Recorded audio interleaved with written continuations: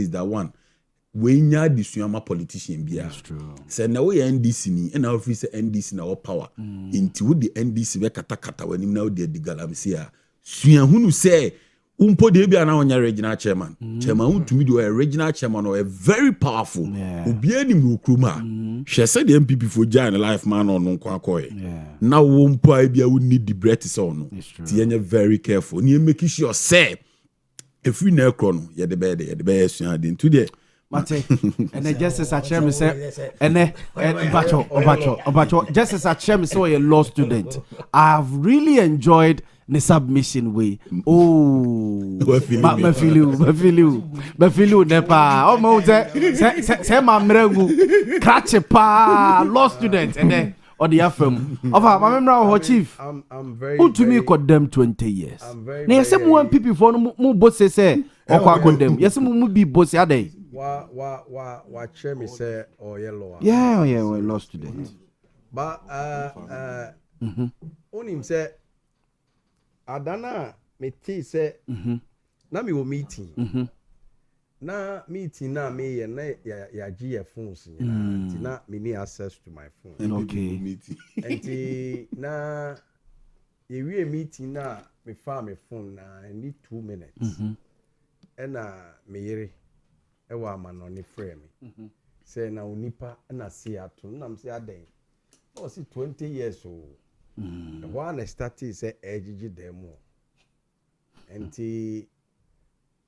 enyuma be see vitirimu aye nanwe ne ko fa ba yo onu ani jejereje nanu ye ne ko fa ba yo onu ani jejereje nanwe ne ko fa ba yo onu ani jejereje eno danchen a wonim se baby a me wo problem ana se me dwene ho amenti ase say unless the lawyers and the judges interpreting more and further aid to me because on him say why would to galam say bia Fatogo and I say Libya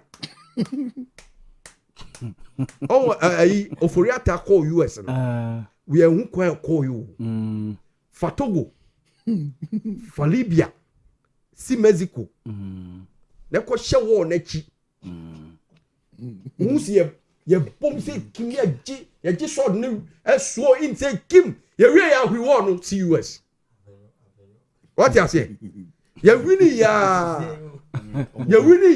me say who ye ndisi ni ye wini ya na fu so tu ka am say fa Togo ne fa desert ne ko si Libya na pie Italy na Togo de wo fa ho no me cheche kwan na pie na se de wo kire o mo ko mo fa so dwane na wo mo ko dru Mexico wo mo ko tewo na ye fa so si America no o mo tewo no ye som say na Dr. Mamu Baumia so in think ade chiya o mo fru wo no nsi anyesa Mexico na wo na chi ye ba be form domestic chief ye ba be form ye mfa nche da yo mo de aye wuntu mi no said ye wuntu mi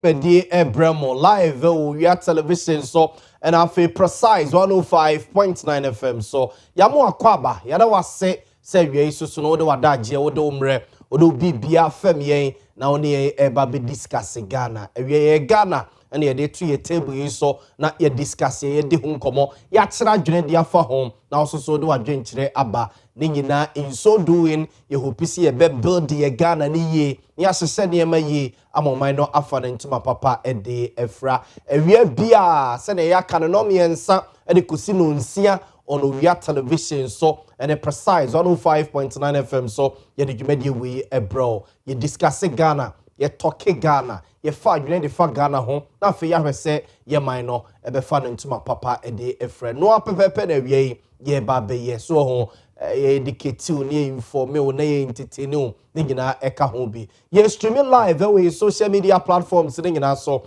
Facebook Owia TV official ne Owia TV. Ye streaming honomum. Oko YouTuber Owia TV official ene Owia TV. Ye streaming ho and oko TikTok so ene Xa Owia TV official. Jumedi no live so wa jenche or comments or contributions or suggestions and questions so they talk to honoma you go so ye di jumedi na busan for ye be kan a day amount say a WhatsApp message and answer text message obetimi dia for 0243220044 so ye di juma no ye be kan a day amount enya teni enya no ya enye bibidi atembia sire wadwene send ye be guest esi echire o madwene no na ye nyina ye mfa build on my no medin Edina na Yaw Boamah ma for friend Libia Boga. Jumedi Dominic Kubuating Kuku Avrenike Jando Akosia Somoa ya Grace technical team no papa ni obia tayechi ene yeba na yaba be somo de bia da sene ye ne pepepe ye nyi bi mfrim ye mfe bi nka ho ye ka asem ne sene ye se ene sene ye sitie na ya famu aba ya famu adwene ne nyina ye o man ne nchechire ena ye ne awia isusu no ye fa bibi kakra ntu ye tirim ye fa bibi kakra ntu ye kotodwem na ye mfa enko ye nim ye fa bibi kakra ntu ye kotodwem na ye mfa enko ye nim sene ye da ye no eya na ye ni bibi kakra bi etutututu eye yetirim na ye de etu anamom awia bema mafutu sem kakra be de ema woni o say my son there is no finish without a start akachre eye ne baba mu a woni no edin komo so hom eye nkra ye de ema any young man any young girl any dasani bia wasi so say obobrase abrabono say wan hyase a unwie o say wan hyase a unwie it was my son there is no finish without a start into a jai delaying also stop the delaying begin today keep moving start cca and no any your message ye de ma wawie it's a we adwuma bi a wo ye bia no fa so tirim say one start plans na wafa no and ye bi a wa draw to atwa to no say one starting na enya dia wo betimi awie onya dia betimi abamu enti jai say wo de da bia wo delay no jai say wo de da bia no we kina meye enemeye procrastination moto no emwo na fi shase ene o start so a keep moving problems beba esa beba ba eba nyina no na o de ahye otirim se obekoso a no wasinkete no akọ yenim se otwedi amponyankrompo betonsu papa guso abano ayenhyira ede ama jebe so amenti we ye mafutu sem kakra me de ema wo enawie ya me hopie se me mefa bi ato me kotodwem me ne me nkoye signboard a me kire wo kwan me mefa bi de aye adwuma ososo fa bi ne yemfa nya adwuma ne hopisi ya brabo ebe fine ede ama ye nyina me da se ebe me guest a omo ka me ho and enawie ye dwumadie no is in two parts ye dwumadie no is in two parts ebenya a one-on-one segment with ebenya one-on-one segment with papai onumunyamfu yi ebe join ye ene awie ye msafo onumunyamfu wi join ye ene awie ewo one-on-one segment ye friend no ora osei kofi akwa woye the director of communications ema the CPP Convention People's Party amanyuku no on the director of communications edema party no awie he will be our guest first segment no first part no ye no ebedin komo afa Ghana ho ene ne party CPP party ne kosey na no Supreme Court and the ruling aba on political parties e kwan a omo be fa so no omo ayo omo internal elections CPP are ready so omo e de sanhye ne be ye adwuma na CPP party offices e won Ghana situation to say we are to see so omo Ashanti regional party office if you run a2 mu the NSC or CPP party them e be din komo na fe damates Mampeni John Dramani Mahama memo any happenings be ababa e de ho komo kakra with Ura Osei Kofi Akwa the director of communications for CPP na fe ye jano kwan wi a me normal team me ni omusia every Thursday so ebeba so ho this fine gentleman so ebeka home for the second part this fine gentleman so beka home for the second part Henry Dia Boateng the constituency secretary Emma NPP wo ejoso Henry Dia Boateng so ebeka ye ho awie for the second segment yebedi nkomo yebefa plans yebeto ato adwene de afa Ghana ho Justice Prempe so eka NDC party communication team home oko ejeso constituency a osre NDC delegates so momfa tumi ma no na ejeso constituency nyina no omeye constituency eye treasurer emfa ema party no Justice Prempe ebeka ye ho awie obeye ye guest yebetra se yebedi nkomo yebefa plans bebrebe de fa Ghana ho ene awie and amfe eye Emmanuel Osei Jemfi ai Minuya Emmanuel Osei Jemfi a development consultant Ghana mpuntu Ghana yeye anything about Ghana eda ima akoma so awie ima so ebeka ye ho ewo yedwumedie so as one of our guests na yedi nkomo ya fa adwene ya fa plans bebrebe de afa Ghana ho enti awie sa wo fie sa wo office sa wo adwumam wo shop odom a ososo kaye ho so ho na yemfa adwene emfa Ghana ho fa text message fa WhatsApp message bra 0243220044 na yenkenkan ma na yemfa plans e wo dwumedie so eni atem ka se twitwi hwa bia ka wasem obetima ka wasem abra wo attack obia na se woni obia atem na yemfa adwene wo yedwumedie so awie ma yenye a little bit exercise kakra wa ha sei ansana yene o se kofia tenase na yedi nkomo on enema bia SCC the last bear 24 hours ne omanimu niema bia SCC kakra na fe yenzumi ina yeme bon komo kakra for the SCC ni anopai na ebeto dwa se ma me sedina tamaklu ationu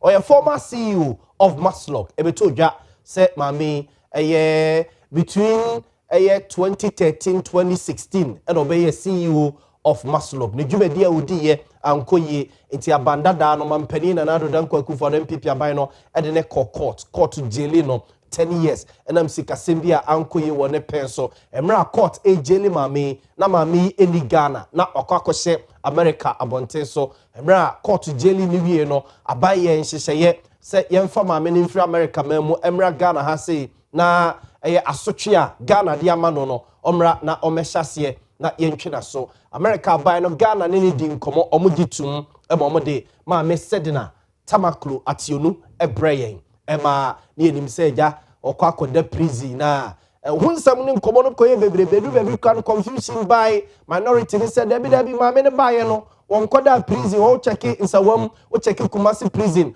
wo check prison se wo Ghana nyina ona ho ti ma me ne wo he later the buy so ma me ne kra bedu ye na omode ne ma Ghana police service for handing over to Ghana prison service no say ontiapo ema oda Ghana police hospital wa kra handcuff ne ade ade gu ne nan ne nsa a doctor for ehwe ne wo hono obsia for eno no konkoda ene oba ya yenim so oba be serve the prison sentence no hani ete say the lawyers court akwa file appeal say 10 years no omode ama me no omo entiase na amfa bra kwan so ene court of appeal ede ruling aba say asotwe na ye de ma me said na tamaklu no court no say watwam nti 10 years no onfa no ho enkodi therefore yebema chronology of maame no ne nkomo kwan bay and a fast so ayaba be do this point nti yenhye nkomo na say very quick na yebedi nkomo ewo efie ha say yenko nti sene na make no between 2013 and 2016 ya grace the two screen so a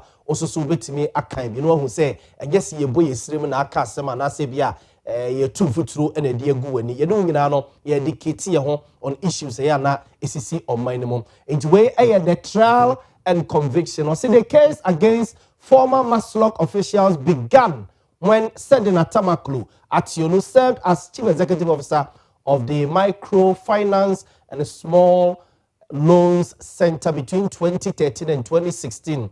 She was accused alongside her operations manager Daniel Axim of misappropriating public funds running into tens of millions of Ghana cedis. In terms of we someone America say between 2013 2016 and our President John Dramani Mahama efa mami we adwuma se onkodas eye maslog adwuma no maslog de momo ne tuo adwuma mo ye omo ema mabosia de ma mrante de maba wane adwadifo e de sha abrabo ase nti maame no na oda no na ne penso a na oye CEO no one the operations manager ye friend no eye Daniel Axim aban de subobo wo mo se sika afọ mo nsase no enye sikawa ema empenimfo chi wo mo nti empenimfo chi wo mo sabre no de ekoba ne ye se na ewo se aban eye nhyehyeye na omo ede omo ekoko gina court na ansa na omo de omo court no aban agitum se ye be ma omo bail na omo lawyers eja court omo de court akone aba na ade a nti January 2023 observe January 2023 the High Court presided over by Justice Efiase Wasare Boche and observe Justice Efiase Wasare Boche no na oti case ne so as a High Court judge no na osaso ye Court of Appeal judge na oti case ne so as a court ema anase as judge de ma a High Court no and observe the attendance unsem de atuma ne mu se abaiche ma me said na tamakulu on the operations manager friend Daniel Axim and omoma omo bail nipa mienu a ekogina ye as surety ekodi aginamu e de ma me said na tamakulu say court man bail na abribi a court ebe hia ne bia no obeba no sa nipa no mienu abusiafo na ye openi Alex Mode ene Gavivina tamakulu openi Alex Mode ene Gavivina tamakulu omo de kodi aginamu e say ye kwako jinemu edi ama ma me said na tamakulu na court ama ne bail na bibia court be free bia obeba enti January 2023 a na court no ekodi asemu a na maame no yenka ne se osere kwan se onko abrochi akwa no yare a wa ma biewa odwane ye no court e charge openi Alex Mode ene Gavivina tamakulu se omuntua 5 million Ghana cedis emfa ema ban no se omube di aginamu ma obi se ni panabri bia court be hia ne bia no obeba court no ma hwa ma ne dwane nti omuntua se sika no emfa ema aban no for failing to produce eye ma me sedina tamakulu. Fast forward any ba April 16th April 2024 16th April it is our time between from January 2023 and ba be see April 2024 na chese court no di asem no na omudi atrentwe wo court wa ne ade a enti 16th April 2024 and a court ejeli ma me said na tamakulu 16th April 2024 and a court ejeli no na ose the Financial and Economic Court 2 of the High Court in Accra convicted Ationu in absentia on 78 counts including stealing, conspiracy to steal, causing financial loss to the state, causing loss to public property, improper payment of public funds. Na charge the na bebrebe. Yanko yenim inti 16th April 2024 and a court jeli maame no. Na kese maame no mu jeli ni nyina no na oti America memu a wadwina yakwa akotena ho no mfise no wasre court ne se ne ho mfa no inti okwa akohwe ne ho yare. Yanko yenim inti abrante na oka ne ho no ye friend Daniel Axim no ono so no esanse court born no ko adu binti no ono so court jeli no 5 years maame no court man 10 years ena abrante na no director of operations Maslogo no I friend Daniel Axim no court jeli ono so 5 years say ono ena yese be 23 times momo ni ade memo ene ade raise ya ma maame ne sensan ya enam so ema sesika no efa eye ne nsem nti abrante Daniel Axim ebusiafo ebema the latest about this man Senedin so ye friend Daniel Axim ono ena na ye director of operations and the Emma Maslog that time 2013 2016 na maame sedina tamakulu ACU eda Maslog adwuma no yento aso na yemre yenim na ebusiafo sa oba hase a we eye boni ni bia maame ebeto dwase waye Maslog aso ho boni a maame no enti abrante no ene da ho yi yes abrante no ene da ho no Daniel Axim ene maame sedina tamakulu omo pictures ena eda screen so no Daniel Axim ene eye maame sedina tamakulu ationu omo pictures ena eda screen so no amza for omo boni ni bi omo boni a court ka ho asem no ebi eni ya say omo de be 1.8 million Ghana cedis abusua for omo etame say omo de kwa akoye sensitization and monitoring program ɛwɔ Ghana nyinaa which yɛse ofifi mu a saa sika no mu yiye no ɔmo amfa nkɔ saa program no a yɛse ɔmo so ɔmo de kwakɔɛ no sika no so ɔmo diye so ɔmo yɛ ne dɛn asɛm no ɛsa so akɔ court nti yɛde bɛkɔ nkɔ hɔ no mo saa ɛno ho asɛm baako no there's another one ɛfa ɛyɛ adwumako bi yɛfrɛ ɔmo sɛ Obatampa microfinance good yɛfrɛ ɔmo Obatampa microfinance yɛtɛ ne sɛ saa Obatampa microfinance foyi Maslog for 2 years sika de koto wom account and na ye sika o mutu obeka ya ejato one of the market in Accra ejato one of the market in Accra e ma ban ye say Maslog mpanimfo nko na emma no ene adwadifo no omo ho aka omo ne ma hye omo ni da so asa no yenko ne yenko support wo and am so ma sika bi koto sa adwumako we Obatampa Microfinance Company Limited or account mo about 500,000 Ghana cedis. A koto or account mo no. A juma ne was a kokoye na anko yesa e me ho asem by. Nti na was a company na sa so refund sika no e de ema Maslog for. No mo yes omo di sika na kwa akoma Maslog for no. E na Maslog that time penimpa ma me said na tamaklu ationu e ka kire omo say sika na mo de ba no mo de check ba menye na mo munyi sika no emu bag mu cash na momfa emreme eno so koye atwuma mentwe kakra go company ne fi say o se ye ne ma official so ho na ja etimi e balance ye books the Bank of Ghana kra ba be hwe sika semu a enkoba se bia ye ne ma basa bia nti bank no no ni option o withdraw 500,000 Ghana cedis sambre no 5 billion no mo e de koma maame no according to them cash no mo e de koma maame no ho enti we ka eniema eye aban echese maame no eye ho ewo eye Maslog asoye ho no mo a eno so ekofa how e de ebre wo mo example eti ni problems no ebi eno no ene ma court e jail no for about 10 years Owura Daniel Axim no ka no ho so no ono so ekodem 5 years Daniel Axim ne de okodem ba maame no esan se ni case ne ekoso no a eja otido odwane kotena America ntino na je se na de na aba be konko ho no ma omo hwe ni mum se obeba na eye oba be serve eye the sentence no example yemra ha say enti there be way eye Gregory Afoku we eye Gregory Afoku good we Gregory Afoku we and eye Daniel Axim no example enti in July 2024 date no hia yem party ya na so afabi dia 2-3 extradition process no started in July 2024 NPP aban and started say era no ya jailing 10 years ya tese wadwane akotena America ya peno ayenya no nti America aban mu ayen na ye dehye na wadwane aba besie e wo masase de so no omo emfa no emre yen Ghana so ene America wo san hyehye no ene san tiase no a na wo se ye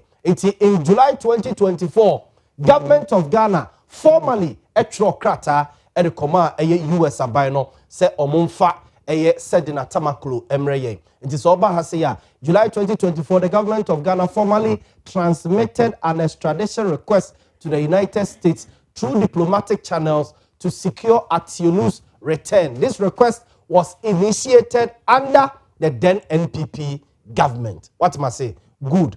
Eti yamra yenim 6 January 2026 6 January NPP the request in the coin July 2024 6 January 2026 and ebeto just say yes ya police fu ewo America but min kan sa be ya obetemase yes say the United States Marshals ebusiafo achi maame eye sedina tamaklo ewo US ko bi e friend say Nevada omo achi no eja omo che no nom de ne call omo detention center Ghana has ye beka say omo de ne call police cells ye can say Nevada you mate Nevada you mate say can Nevada e za for nom de ne call share omo cells na omo twen u say ye chi wa nye ne say ye chi wa nye de kwa kosi plem nye de wa ba o omo so America man no e wo mra ne nhyehyɛ obi bia owo oman ni mu omo mra ne nhyehyɛ sɛ sa nipa no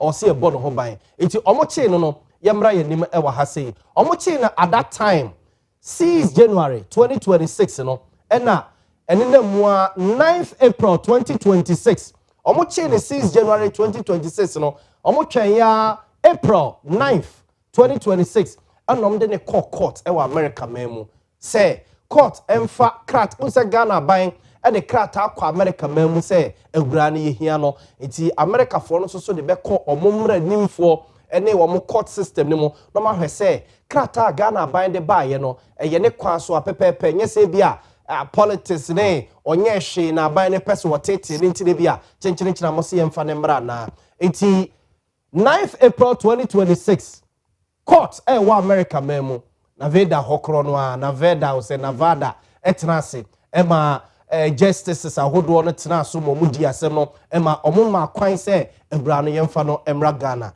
if is a odifo and to say a US magistrate judge in the district court of Nevada certified at your news extradition to Ghana, finding that all legal requirements under the applicable extradition treaty had been met. So, enti nhyehyɛ wɔ hɔ no ma ɛwɔ sɛ odi so. Enti 9th April 2026 a court ka sɛ yɛmfa no mmra Ghana na mmra ɛne nhyehyɛ de biribi a ɛwɔ sɛ ɔmodi so bia no awura no di fo yɛmfa no mmra no court ɛma kwan ɛma ɔmo yɛ nhyehyɛ.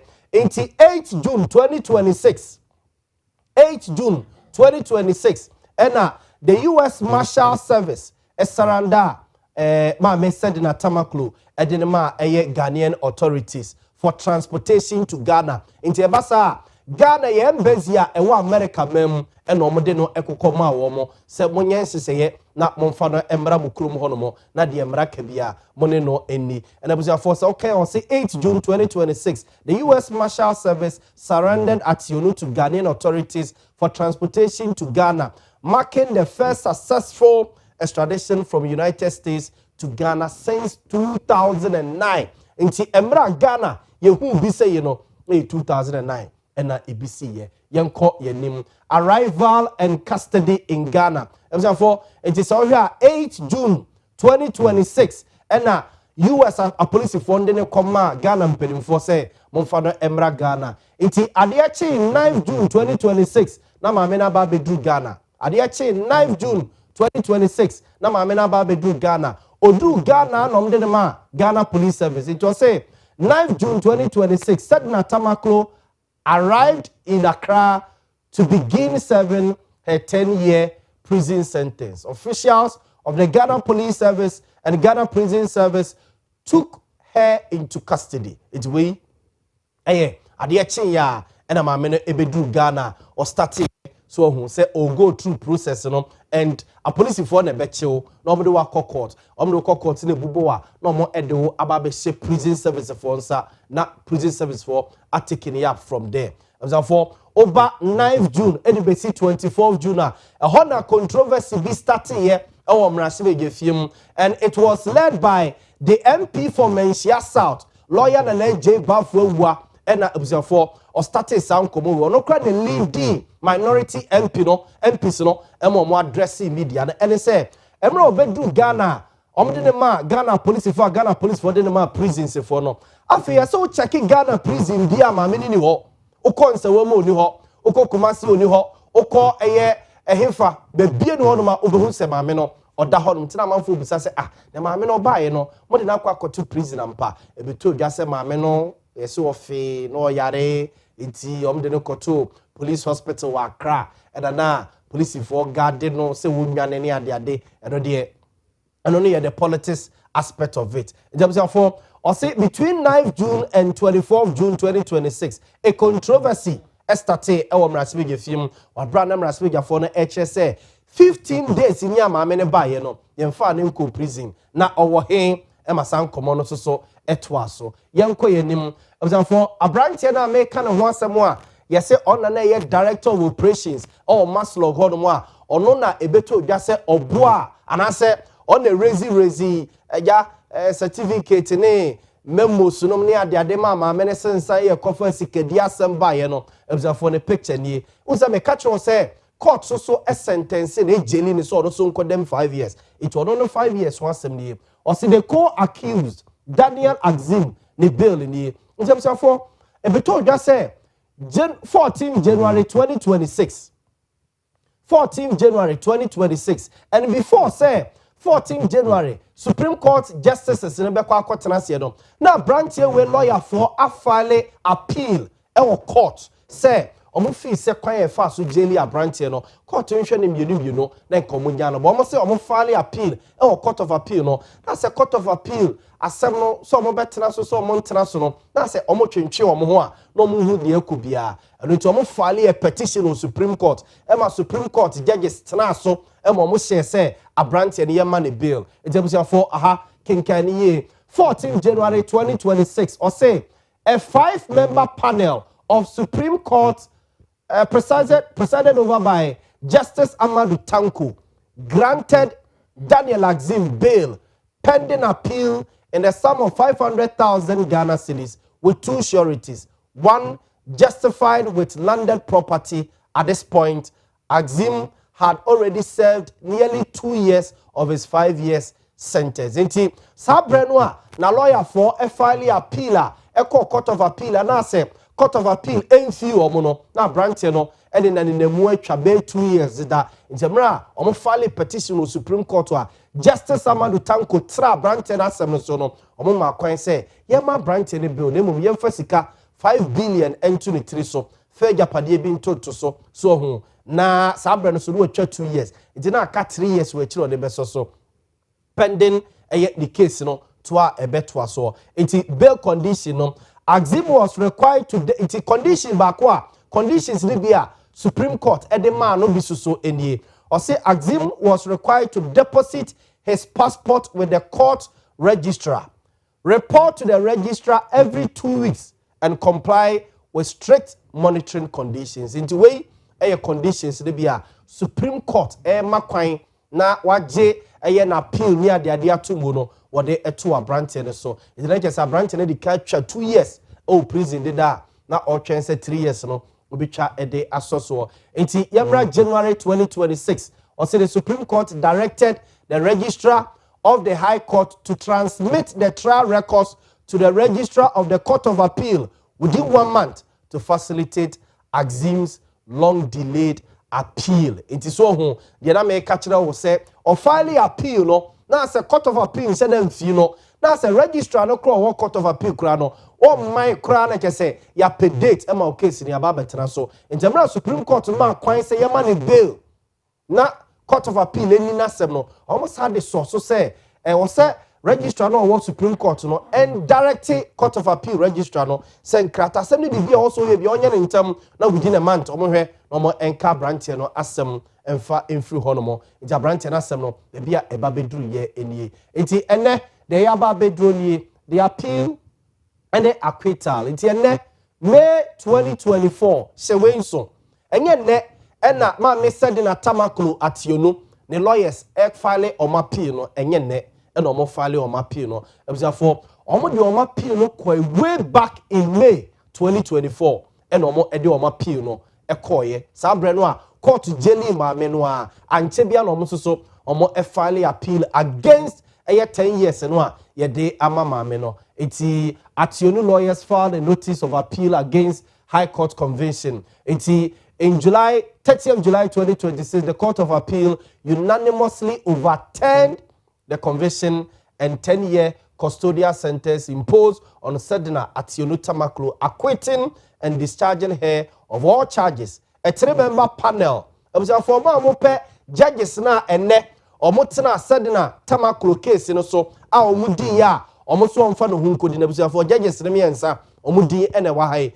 ba ko yo hene epacho mitimi kire baby kura wodi na hini no ba ko yo hene and it was say 30th July 2026 the Court of Appeal unanimously and Court of Appeal let's bia a judge for miensa and etnasem so say the Hoko Supreme Court wa ebia efri enum 5 e de ko ebia 7 e de ko 9 e de ko 11 saa no omo no 3 no matnasem no so na omo akawasem e de ama nti judges no omo tenasem no so or say a 3-member panel comprising Justice Emmanuel Ankuma edi we shene so hwehwa obehu baby kura meka wasem no Justice Emmanuel Senyo Amedehe and a Justice Samuel Obendi Ewo sa judge for me ensen and omotena ene said na tamakulu asem no so ema omo ye say nasem no omo etwa 10 years ni mu onko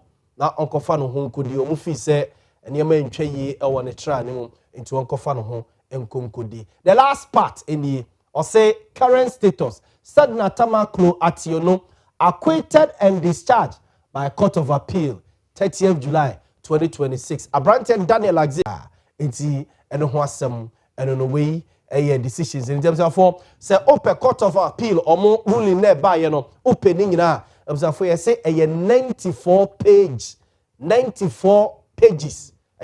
page 1 2 3 4 5 omo nsem omo gina so a omo de atwa ma me na asemu a omo se ba me mfa no ho nkodi no 1 2 3 4 5 6 7 8 9 10 sa 94 pages judgment no na omo ede aba but the Attorney General so serving notice said Debbie want to say obeko no file appeal. The Attorney General a serving notice said on to say okwa file appeal in or say the Attorney General heads to the Supreme Court to appeal Court of Appeal decision which acquitted and discharged ex Maslog boss Sedina Tamakulu. Into way a full statement no and I was for a that screen so no full statement and a that screen so say ya for oken kind a war a honom no a full statement and a that screen so oken kind cc and a 10 the short anything in I say say entiase ko no more akko file a just say appeal a Court of Appeal honom na mo e de etwa asem no and over ha say kra no a atro e de akwa court no say the friend say stay of execution no so ho it o matro de akwa court no say court no ntwentwen answer when na court na maye nyi said na ene ana sechna no mo ema no nkoso anem na kosi se Supreme Court no omo so ma appeal no omo de akọ Supreme Court no Supreme Court be di asem na wie so mo edifa ene omunya no se omu dibem so na ewura no wakoso adem no atoa so the 10 years na odi no nti Attorney General 6th day of execution as state heads to Supreme Court to appeal over Sedina Tamakulu's acquittal wo Maslow case no ho ensensem eno no nti for we the free Maslow embassia any Attorney General as eba eno no there are other matters yebedi ho enkomo yebebo boso kakra na yede edi nkomo but for now mema ora osai Kofi akwaba na yemedi nkomo ewo efia ha sisi mema onunyamfo osai Kofi akwaba na yemedi nkomo ewo fia ha sisi or Director of Communications edema the Convention People's Party CPP on a Director of Communications edema a party no so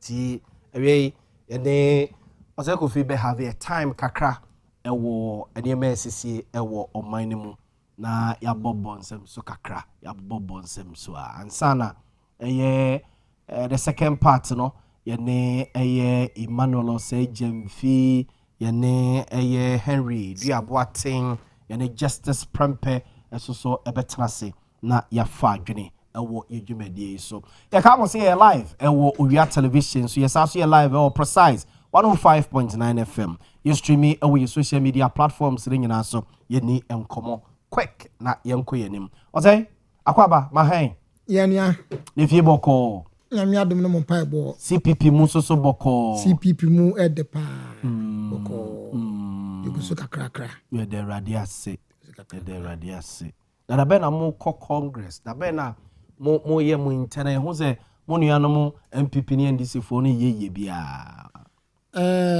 ya o mamenchona mentia ahwefo a omohwe Owia TV na omomutie precise so se chia wo mo no kro mo say by now senka yeah internal elections awie dada na CBP munsem no etre bi won ma part 1 and 2 inti court nsem kakra bam okay na de ma sade we nyina ba no say e baby do na me na say if organizer Yeah. Me ne me colleague national officers. They resigned because of na yentia mwase. Ene ntokwa nketimiti bi ekoso ane ye nyina efu se o se gina baabi ma party no etimi ekonanim. Na eno echi ne ma interim committee bi ebeteki party no over. Na almost buy no so no don be no na ebi mu fu se enswani. Nti se no party no akwako gina the founding fathers of the party. Okay. Omodin shishayaba. Na sa the bottom down approach ekoyi Frankatuni ene mpanifu ansa na ebeyi form for no. ACB before na de bae. Mo na mo de sa de ne bae. Na de bae. NPP aye bi. Ye na de bae. MPP fu ko mo ye ko ma anye ni ye. So MPP fu anye. Omusu mo ye. Eye Brana me national youth organizer. Na minua yimambu ambem enso national organizer. And ye say the Osanka 2023 no. Now Osanka ye executives no from the police station electoral area constituency region national area. Na said na make na menti wase wo party ngakra. Enti na mbere na wiaye. Enti ye table a motion before the National Congress Committee. A petition the National Executive Council NEC. Ana ye di because Central Committee. Se sana ye dia ene ye di nkan ko Frankatuni na yemfa sa Frankatuni no enkoto aba 2024. Na ye wia ye yi form for no. Eno nti ye pleso e ma sa de ne ye. Na nanka ye dia ne se kama nanka ye yi Frankatuni no nanka ye yi national executives. Na yes. Like I'm tuning in now. Yes, that's how say you know. Okay. But I no mentimwase kakra ba am ye say woni bibi. The day ni see an 2024 elections. Okay. Nti yenkonko yi ye flag ba na Frankatuni ni wie na chi na hwe wasem aka. And meka che say ye beko ye ni mu. Sa idea no politics and as amanyosem no. And dane. Ebre bia ne de ba. Nti wo hono a na wosua na wa improve. Eti mebo MPP fo abaso. So omotua na mono omutuye na omuyi flag bearer awe Frankatuni no omudi nkai no omusua CPP fo ya man for say omanye ni ye omanya de omudi ase o party no ntia manyosem ase o say dio beka sa bia ntia manyosem ase man for so omudi ase o MPP party no dio beka sa bia nyam ntia manyosem ase me maya manyosem ache ana me kan say the city here yes se abato aba 2028 ya MPP party mu nyina no oyi nkofo mo ko se ombesom commerce bedwam fiwa wan be da paper no so the flag bearer enti wan was your ton no flag bearer enti si edi nke yino ne aton no amana kan nsem ama na nya daage abonto ane ade a ade ntina wo se obi feel se enya yi constitution se mana so ukakoko yi no on ma ballot paper so regional executive on ma ballot paper so national executive on ma the flag bearer will be on the ballot paper and that is what we the CPP decided. Say nipa no a ye kwakoton no magana fo no ye ni kan koyi no na afa onya kwan ene adaje enton ne ho ene de dika no de to so bio say yi Frankatuni no a o te kokromoti obia ba ne ho po eno nti say wo ye obi a wo say wo ye constituency executive na enye ya abo ama na ope na o say kofi na ope na ya abo ama na party ni say o me flag bearer and what business do you have being in event say Yaw Boamah's party. Okay. But what I say, okay, amanyosem. Amanyosem. Any amanyoku. Nintire mu ni say enkofo a omadwene ye pe. Normal omadwene so person mutu anamon kro. Normal ka omo abom na ya amanyoku. Am fa kobrofum. Akonya tofia ye pre ho. So ho. Edi akonya ne to ku ni mu na ye wo mu no. Akonya to ye kwa akopre obi ani wati ebi apeni no o say betimi aboy Yaw Boamah na Yaw Boamah so bi akwa akobo say bi ba kwan ye bi e fa so ma abobo ne ba ye e betimi akwa akowie say if you walk or say ne Yaw Boamah ntem emeye kama biu ema wan we in the long run akwa affect eko no a yetim no so me enka ho asem say ma me sense so biu you can't bro from say a political party is made up of like-minded people. Yes. Before my journey say, and hey, what's my okay? And come no ya journey pa. Now see abakosem e wo Ghana no interest say sa asem okay. Udika. Nana Kwame Adjuma Rollins oni ni kun Rollins and the NDC afia NDC for eyi Nana Kwame Adjuma di e pamo no omo win elections ojitum Ora Polafoko no national chairman of the MPP now Ora Kwame Japan general secretary Ora Sameka the second vice national executives party ni say Frankatuni Nana Akufo-Addo se na adwene nie tambia na samane na nya adwene it is sada dia montran chen adano omo pamo Polafoko Kwame Japan Sameka omo win elections ojitum za in 2016 ojitum za ojitum enunti amanyoku ene amanyosem eye nkofo a omadwene se normal omadwene so omutu anamonkro omo ana etimidi nkunim I kuni ya adwen kro ba do be on issues bi on ma we disagree anya issues a was say party no 2024 metimi account no say alanchema tinti a wote ne ho free MPP mu atire late hour no and of course MPP my example the year 2008 CPP near Frankatuni mi nefer Papa Kosindio Dr. Papa Kosindio ya tone pa CPP abakosin so you osade for Dr. Kwame Nkrumah free wa Frankatuni CPP abon ho ka aton no amagana fo ato Papa Kosindio ya bon nsamrane adwumawura ade ni ye adwuma Ghana fo ka say afi no waba entimo ntwen kakra now was in the year 2012 no 2011 and 10 ho Koti PPP and then we only CPP yes because se utsua ekwan Ghana for efa so to o maba omunye obi aba no magwatum yes so hwe etije ekufo oba 96 yanto ma no 2000 ana to ma no Professor Mills by 2000 man to ma no 2004 man san to ma no 2008 ana to ma no ana Akufo-Addo eba 2008 man to ma no 2012 man to ma no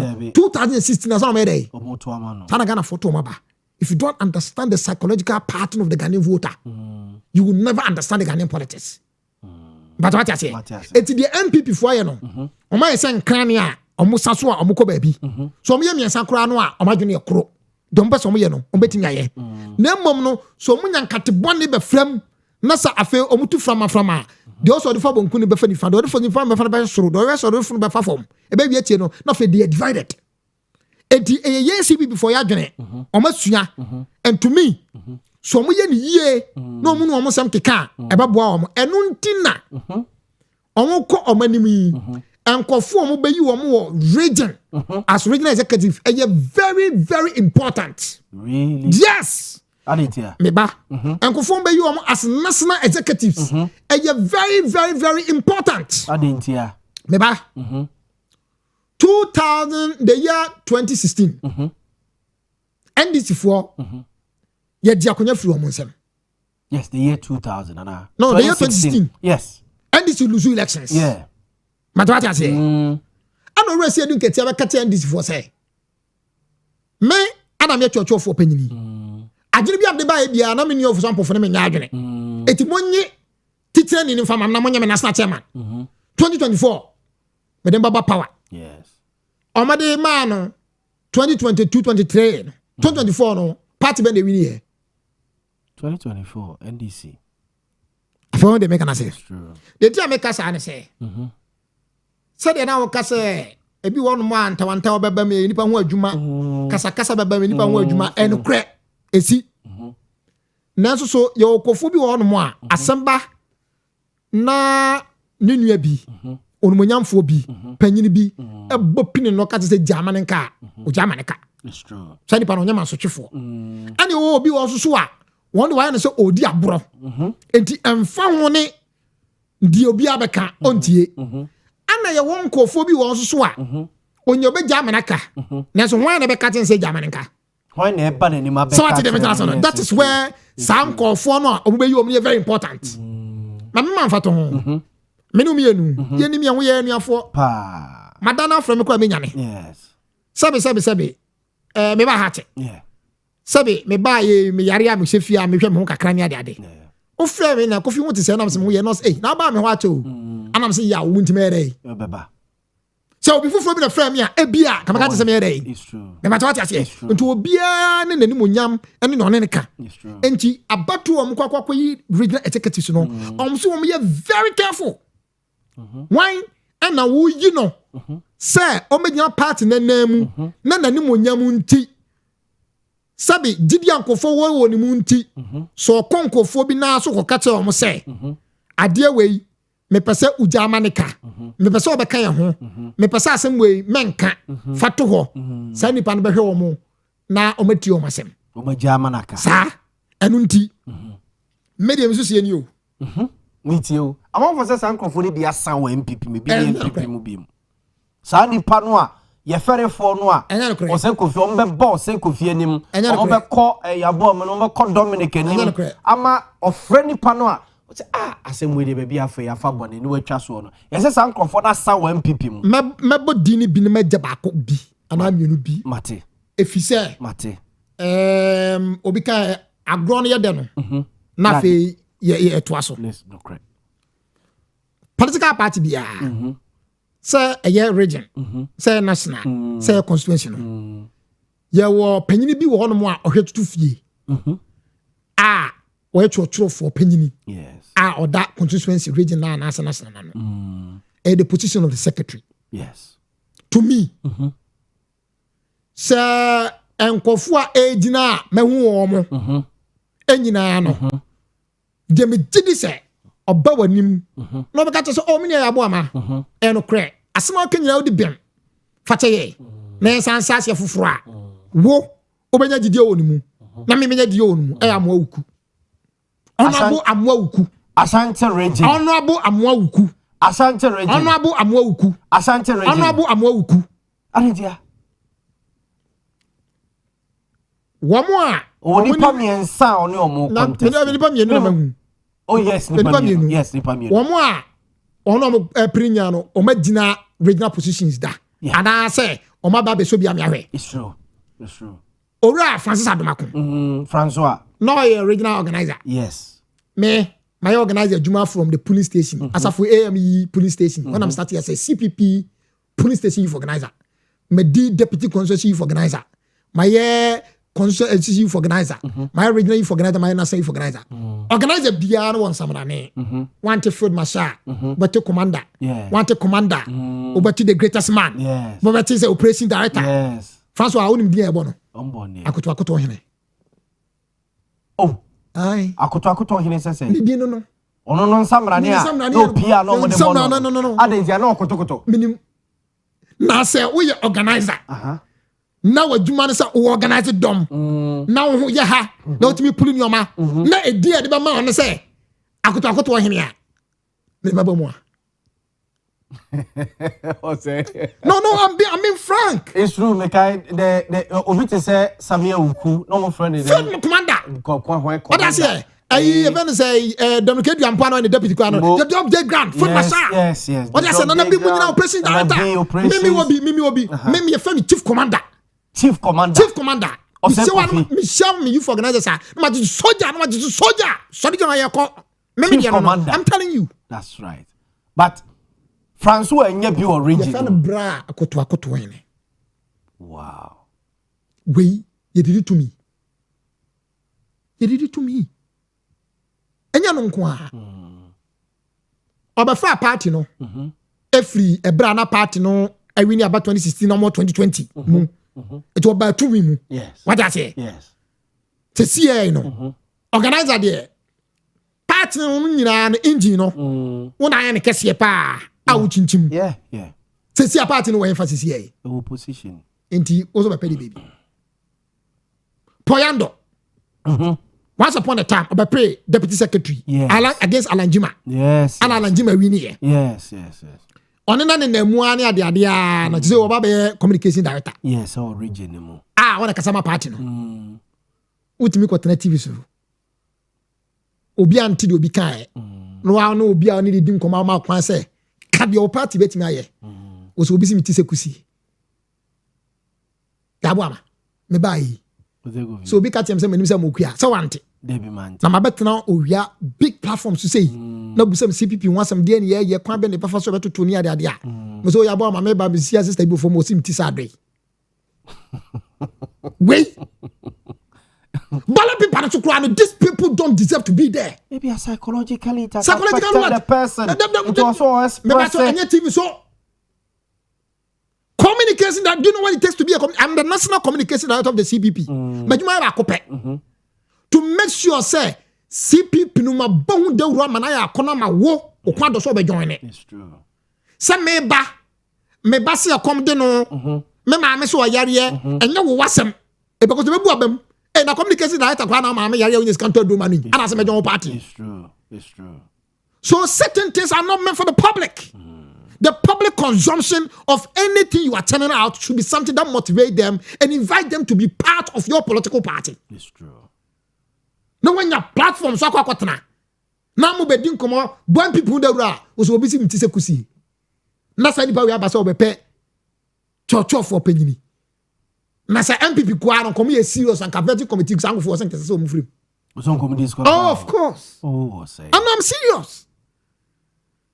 Because yeah, kasai me say omoto anamobi aye me fe. Na was nke we need to me. But unfortunately yet me. Yeah. Eto mu sua ye no ebi omuti be ye. It doesn't mean say 2028 yan contest wo mo. So what I say.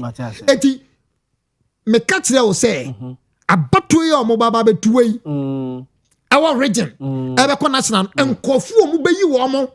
Ebe tese adwuma hu ana o maye. Anaso o maye adwuma pa. Maka cho say asase ne de eye na me nya adwuma cheche o ma de krontia. So what I say. Ana ma cho say na mom de be semu kena. Ama sa na mo no mutuye no agina yie no eye enkofo be your more region yen fe the regional organizer. Yes, regional. Eni pa ba ko a obehwe so obeboaboa doma no ama party no ama party na tumi atumpon ama party na tumi agina menim say Dennis Kwakwa ekobi. Yes, Dennis menim say Raf ekobi. Raf Safo. What can we do? DKM ana. There's this gentleman called DKM. Yeah, Matiti says some former Manso Quanta. Former Manso Quanta constituency executive, yes. Mr. Pass Uncle Phone in this Kwakwa. Sani Panami and Sano. Dennis Kwakwa. Dennis Kwakwa stand tall. Very tall. Okay. And as a matter of fact, to bet my boy. She agro ya di on. A to the bi ho no mo a. Ye ni yenu na mo other political party di agro wi. In 2016, me a CPP ni, but Amanyoko MPP for but CPP before say, ye me ka omo na ye ne omo enye yechere if you say na nyoma bi nko yie ana edum so ye to ni din ba mu yada demonstration guy. Yeah, mekai. The CPP was part of it. Yeah. Tamana NDC for power, opposition, by 2023-2024. And this, I'll say it on record. Sami Jeffrey frame. That I'm not a communication director. Director of communications, yes. My NDC. And I say the name of in pay any other. Yana me a founding member of Arise Ghana. What is that? Yeah, Arise Ghana. I'm making press conference. I'm in there. As a matter of fact, me and your frame. But me the four other national youth organizers, PNC, APC, GCPP, and the PPP and the CPP 5 no call ye. Who do the Arise Ghana buy? PNC National Youth Organizer. Time I call no propose dey be am say me pay. It be a bit of argument between me and Sami Jeffrey. And a PNC National Youth Organizer friend Mark Aku Awusi. Yeah. Sorry so kwa Jonso. Mfanche me. It will come starting Arise Ghana and I'm saying arise. That is the word I'm looking for. It's resistive. It shows that we are not happy and there's the need to rise up. Rise up. And then Arise Ghana. I was there. Okay. There's nothing wrong being part of other people's agenda when it is for the good of the majority or the country. Yeah. So what I say, it means to way. One hour MPP moi, or framing in the margin so. I could frame na me hwɛ credentials. Na mo nyam dwuma dia wadie, ne ho sɛ mama tie ene ade ade a. Obagye so. Nyanwa say meti na sem. Okay. Akoto ahene frame amemfa. François Frewa onfa. Dabio, akoto ahene me de na me no beka. Poyando Frewa onfa. Bana se tise kusie no. Dabio ni pa se tise kusie. E de ba din pa da nti ma me na ba fa dwere. Enye na me kan ono na kan ye. Now Raf so fro as regional organizer. Raf from here and your bad idea. Many be kasamini no. But to me, the power, the zeal, sa to one fa chen ya hoden a ye de bobo adoma no no. Me gini se den skwa was so chen. Okay. DKM ni minim no.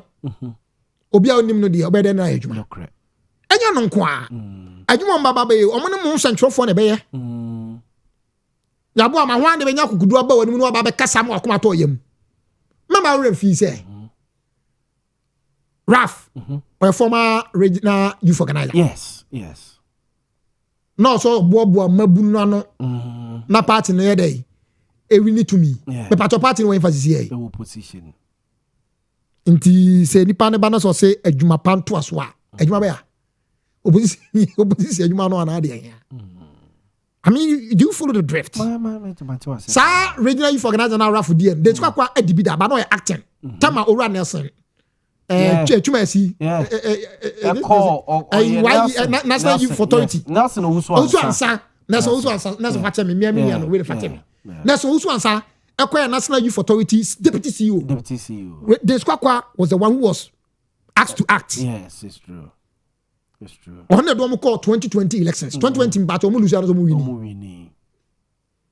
So the records are there to speak for themselves. But what I say, me young people ni omo na kotoma ba de ompe bia omo but these are the records.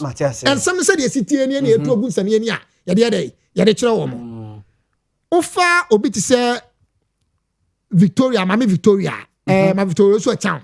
So what I say. No from about wo me na. Yeah. No a second vice chairman. To me, chairperson. No check okay. Second vice chairperson. To me, for the wrong position. Because menu me enu ya sia baby bebre eyase onye where dey ase onye about eti oye woman organizer and she acts like a bad time when Osia what I say eti oye naturally a woman organizer enti eye me dey say this time also a woman organizer okay because that is where the potential wopa okay me gidi say oba na ma wo ho. Yes. As original woman organizer dada. Yes. Ana ayonkufa eda oni ni mienu ntem on timi contest no. Eti no so be se baabi. Okay. Eti say na ma so ma bi o no. Me gidi se do na afeda say eni sa dia. Madwuma pa metimi aye enie. Eti ma menko ye original woman organizer. What I say. Eti to me, this is how I'm looking at it. Sankofo we. So mutimi yi o mo a. E be sesa story no. Na story asoro na chairman no e. So chairman ya te say ode no kwaku apia en kokofu na eko emu de he na hu say party ne hia na this time me no sase edi nkomo no be catch us e be ka bi nya ye dey ye jebi nti be jabi mate ye beto aso mate ye nto nkomo no ye nto aso now no Supreme Court and the ruling about enra say political parties no henceforth or say yes mo delegate system no mo de brie ni so okroma say e de BTN on the delegate BTFie pa na say do elections so no kobi no bafie honoma ne ho bufu ne ho ahinya asem ketwa woko nsapan ba wo ba ne mo de bafie honom no e be hye wabufu Supreme Court yi ntwa saade ni mo e bi se emuamo adenti na emuamo parties no for say dedika no one person be to corruption as yada CPP any obi oti amanyo sem asbia no enim say Supreme Court no umeti why yes they have heard adentia na to wase e ba ho Supreme Court umeti adentia na dentia umeti nyina na say omanya manyofo enti amanyo sem na yeye no omo ntiase Supreme Court yes the justices of the Supreme Court omo ntia amanyo sem ase David omo nyamanyofo omo ntia amanyo sem ase what enti de yeye no omo ntiase Ofa Ghana mra pon 1992 constitution a Fred baby representation of the People's Act. Yeah. Obia o mamu at the point no also kufu bi si o manan. Yes. Matiasi. Sanya sa. Ye kasa democracy is government by the people and what? For the people. E dinke nyina no say kopam jo mama free na 32 million people nyina egu. Na ye parliament we are pam munyam sori ho ye court ho no an kasa mukwa no mo sori ho na ye but every point in time no I was saying young kofu bi no mo sin kophobia nine etisa Supreme Court judgment your my me so but the Supreme Court justices no they have made that decision supposedly on behalf of the people of Ghana including me. Yes. What for 1992 constitution Canada? What for Obioma was we the people of Ghana. Yeah. Tamana ye 1992 constitution number panka ho. As well a Ghanaian citizen. Yes. Me na me nya akoda because me tell posters in 1992. Yes or no referendum. But man can't be the constitution. At a point you know you realize say Tembia no o senkophobia dey esinkophobia dey and I no we take a decision on our behalf. On our behalf. Now the entire Supreme Court for them tiasem na sini. Delegates na ekano. Sabe wanya aboa bia o. Why dey? Ana wanya nipa bia o. Why hwan? Omo ye enkofuo bia tienie. Omo ye enkofuo bia. Omo tu omo ho ache. Se omo di omo kra omo mre ene omo gidie ebe sum omo party. Wa bra omo nim se party ni ntuaka. Yes. I'm saying Susubio. Yes. Delegate no. Enye bibi hu bia. Omo ye nkofo bia. Omo de omo say. Your party be friend CBP. CBP no me join it. Me nwane keke me ntranchen. Me de memre. Me gidie ne bibia no. Me de be adwuma so party no kwa. Aba entua meka. Only for delegate. Enu nti de ye tie nie. Mama ntia tema afaya. Baby a wo bia tema afaya. Yes. Baby a wo bia nhia so. Still maintain. Yeah, baby will be a channel. And until the Etienne say, Sir CPP, our Owia town. I'm going to say, Owia FM, and as Owia TV, yes. And I aba. You buy a CPP for Yaba, you pen confer no be money at daddy. So nothing cophobia ba. Much do much room, you'll be a church redeem.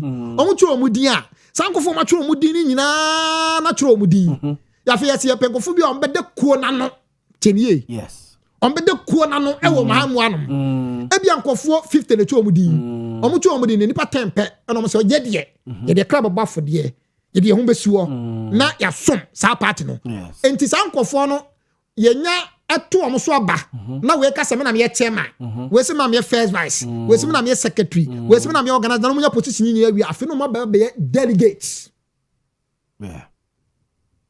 Do you understand? Matias.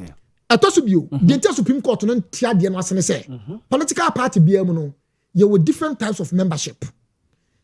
Tenie. Political party mu bia no. Political MPP NDC CPP nya. Membership you ma hodo. You onkophobia from the fanatic members. Sa fanatic member no. Ono de no say, we CPP ni. Ope CPP. Na kuma na adwini nyina. Enti so wonnim na ka CPP wadwumone a obeto awufie no abekon. Yes.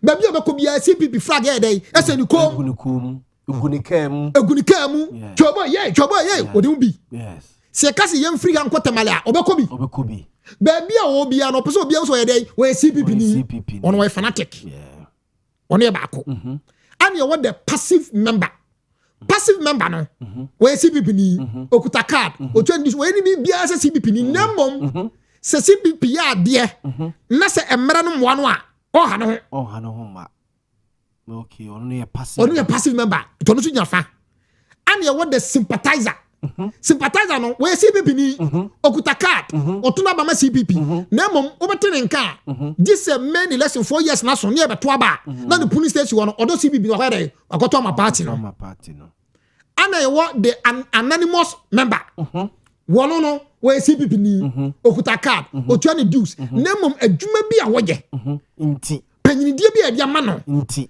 enu nti otumi dan ho ani eto yo hene we CPP ni kana no atum okay okuta card o we sofo otumi nyanim we sontroni otumi nyinanim sankofo we and form the membership the total membership of the party okay so what I say okay enti wo Supreme Court who catch say me say but before that mamusa asasem we fanatic passive sympathizer and anonymous sankofo no se party ka say omo problem na so ma ho na be unity a fanatic thank you very much yo mama me say ma pa what been you should have been a Supreme Court judge because you have to understand this. And the crow woman say, political party BNU or organ hand more. What's you be quan say? Me kuta card. Me a CPP ni. Me say me kwako tumaba. Na chese mamento. Obiensi obi akwansa. But what I say? But by the virtue of some memberships here, Mabubama Mono, Obi Honma, observing who's here, for example, the sympathizer. It's true. Onwe Yanasa. It's true. So that's it. Party of man full time. Ubeko radio so, Ubeko TV so near that day. Meet me a passive member of the party and so commit myself to the party. It's true. It mean me have no say go to a baby sa. So that's it. And anonymous about a minimum person bo me di kra. Enti so Supreme Court ka say, "Yamo obi a onko for so omo ana." There be. It's what are they talking about? Asema mo kano. Sebi any saying. We if you want man, let's come to representation. Now, yakwa to aba. Ana yayi enkofo a omo baba beton party na so Boamah party na adwuma. Again CBB for year start free the branch. MBB for friend police station no. Na afe aba the electoral area. Yes. Na about the ward. Okay, ward. Yes, your ward, sir. Okay. Na fe yako the constituencies. The constituencies. Ni about region. Okay. Na about national. Na about national. Sahaneti. NDC a branch. Ward. No, ward first. Ward before branch. Branch. Na fe the teams are. Copy yeah. Inti. NDC copy. Oh yes. CBB. We are the first political party that was formed in this country. Oh yeah. We're formed in 1949. Oh, yeah. But what I say? But number 2 UGC. UGC was not a party. It was a movement. Matiase. That argument you come we are young. Nya de be ponde. Nya de be ponde. Anu nti. O defend. O da bi some say the city here. Yes, defend. Matiase.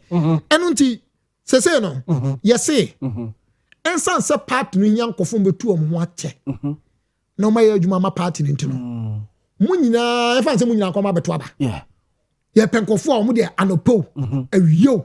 Ye hiamo e benya wo. Yeah. Passive members media madwuma nti enye da bia na menya ho sympathizer say me dey do ameto amama na so enya ade a me be gya madwuma ba be party no anonymous kuma say me na me say bobo me din kra because one hwe na yi medi fanatics dey o say me na me ginam anopo awio me ginam na sa ni pana ba be chairman wa be secretary wa be organizer wa be the youth organizer na wa ba be whatever it is na fe party ni say enye say no ye pese munyina na yi baako na yekoton no 10 years and this is very important to me ye pese yi baako na yekoton no se frankatuni ye pese yi baako na yekoton no se obi a okosi anamu e o mra se bedwamu a yes wo se edu ho no mo a enipa no a won koton sa nipa ne bie no onu meyi no sane te I don't know if you follow the argument mama to asepa says ye we are marketing manager Ewo Owia TV. Yes. Ana also ton Owia TV ma ankofo. Ma manfo. Be advert. When I advert ni ade. Ana waka tie o boss say. Owia TV. Nan say ya tekoi kakra. Enti omo wo satellites ni ada no munya. Edi nkofo ankomo ma advert ni say. Ayi say yaba satellite so ansana. Omo do ma advert yaba. Yeah. Na obi a onye marketer. On the programs manager aba say ekwa bia so kokate sankofo ne se omupo me advert sane ka no dabi enye wo a okoto ade no wo na wonim ehun tunsanso ne mfunso wo ho yes that is what it is delegate na ye ka no eyankofo a party no bra no de nkofo bibia omo so omo nkoton wo mo whether the flag bearer or the parliamentary aspirant enti omo na ye omo asedi se enkofo num ana omo se omo peso mutu franka e ma party no Sankofo num ni nyina no yemo mo kwano mo nko masem na ye hwe de na asem no meso metima ko ka kire obi amna to na sum na sa nipa no kwa yi nipa no amna be fanka tumi a wo se da bi yanko forso even say passive member yanko forso sympathizer yanko forso anonymous na sa nipa no me ka won yanko to aba enyi sa nipa no eti say even say so mo nyina be ka won to aba nipa no wi a no mo wi na makwakoda na ye adwuma na boso na sa na wa ka beti ase da bi enti the Supreme Court did not have understanding of how the political structure works. In any case, at the end of the day, fix it, David. If it's not broken, why fix it? I say breeding corruption, preventing a lot of fine brains from money classing. there's one thing about democracy that everybody knows and must know. Democracy, because it is governed by the people for the people, it is always inviting competition. I can't see it. But what I say, it is so slow. I can't see it. Many what you saw quiet and mammy. But what I say, I told you. The criminal code of 1960. It's say, Senipa Biano. Oya on your maybe, Kika on your maybe to two your maybe not institution. Yeah. What on that? Yeah. And no be say, Seme, me mau, a dear be. Sadiano, I was a sister white gene. Na sabe, anunti papa winim no. Enisa we na we bonia. Now we bonia. Me a media de ma wo. Any wa wo die no. Ye me ya dey, tatomra. When it comes to bribery and corruption. You understand my point? Yes. Both the giver and the taker are both guilty. But what I say? And to say what say no cry no cry. When we say Yaw Boamah Edisika ana adamudie bi akomo se kofi adie no senye adie na Yaw Boamah de mo se kofi no a enka onye de oye no na wo ho adanse a I don't find court. Ade we ya na adanse na di o say. Because uko court wa agro no ni die ene na yinya no e adanse evidence but what you say ana me say abusa biosi ni say ebre ben na ye kase enkofo bi e corrupt in political system. I'm an example. Yes. There is kwakwaso operational organizer. Oba be sia delegate. Oba na oni delegate for the come delegate for say aba ne kebet ma wini. Na moto ana wo senkiye nya. Na yanke de ko fie no. Ya nya bi. Yes. And until now, you fail here. And until there is quasi, oh, sir. And the Juman Mania Bresabeye. Number some chasing me to my mamma moto me and son me now. Also, I corrupt. No. But you see, these are some of the arguments they should have made in court. But the 10 years, sir, me mau a dear be.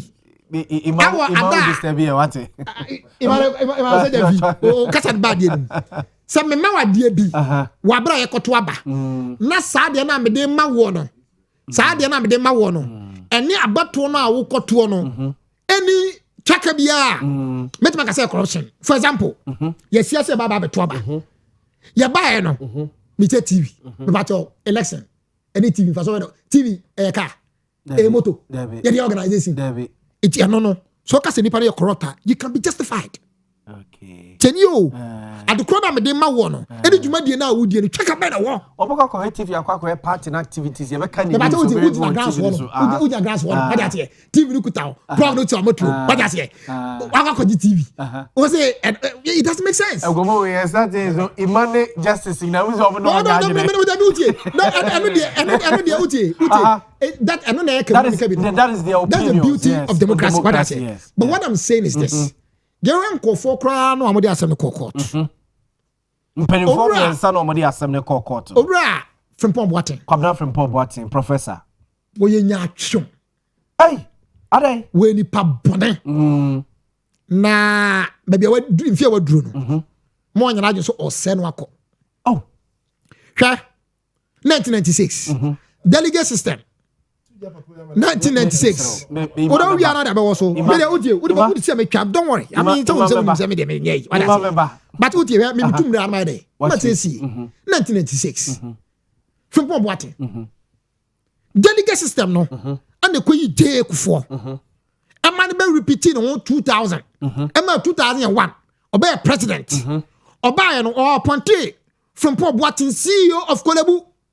I don't think one can say and say delegate system no on peneso enunti only post no da be no kwadanya ne ye ansa na unu say delegate system ne ye enya no kwa delegate system no ekoyi akufado in 2007 but what you say yes oba ya anya ye 2011 delegate system kona koyi akufado yes anya ye ana eba muama 2015 2016 ana win power yeah Interministerial task force. Ano mo chichi excavator. Anya ko mabata na da no. Yes, Professor Frimpong Boateng. Miwie 2007. Itama na already akufo ba be ko 2018. Enkofo a omo imagine say omo nya franka 24 omedie no. Omedie no. Na Frimpong Boateng kan we awe. No count. Yes. Okay. Professor Frimpong Boateng was a contestant. 2007 Yes. Okay. What did I say? Okay. Frimpong Boateng was a contestant. Sometime near the delegate system na yeduma. Abako sembe bien ho no mo a e tell say Frimpong Boateng sorry gina say dabi yemi mo obi anto bi. Enti dabe no koda no so ndaye. Ana fe ohunu say sa system we yenye. Dabe ya. Efi say sese no waba kokora. Wadi bi wako fomre so, wadi bi wako fado mre so, enu nti yentu ngumba sa yeda na say. Owura nya hota makru. Ono de yeti MPP no ka hu bi. We're a founding member. Yes. Tamane yeti MPP no. 1992 omode Professor Abetedu Bwaheba no. Delegate system corona dey buy. Kofi Jima bi kan mo de safo du mun ya contest ni ada. Adentina Satan nya hota mamu aka say say the person chiri party. After the normal chiri party no. No so go ka say delegate system na nya dey. Amwa. If you don't please. So that's it. Because even that's what you are saying. They tried it in 1996, 1992. They tried it in 1996. They tried it in 2000. Now I'm Mr. Under Evans Kufo. I'm putting yes. What I say? It come bang. I'm sorry you who said yet. Mami Christian Mwakunyama. She was a former minister of education. Yes. Rollins, a delegate system, and they repeated in 1996. Yeah. Anasa no na oye nipa odimu anu akosuku edi nanim. Oh, enti the mindset of these people who are beneficiary of the system they are creating and after they are criticizing, should have even aroused the curiosity of the Supreme Court justices. It should have. It is a really now. Also, for my say the fact that Oma cancel almost it doesn't mean say previous things in Yano are null and void. Yes. I say Yachum. Adiana Enya to Apra. Na apro you see chat to train. Eboa. Mato say. Ade your baller. Ebo kan. It don't say komuru no e chat there oma yin nyina. Enya to so. Enye. Eboa. Yes, that one is there. Yes, No. But the point is Yeah. that one is there. But if that's the case, then what you have to understand. Yeah, my time to react to Ima Mr. I will say I can stay, but I have other places to go. But Yeah, because I can say point to go to. But I'm going to say okay. The point is that forget about retrospective. I understand that more than you do. Trust me, yes. But I say, I understand more than you do. Yeah, focus on. The Lord does not take retrospective. I'm saying I understand them more than you do. What I say? I understand them more than you. That's how I leave it. What I say? But the person may catch. The person may can say. This is something that has been tried and tested over the years. Am I a problem? Yeah, problem.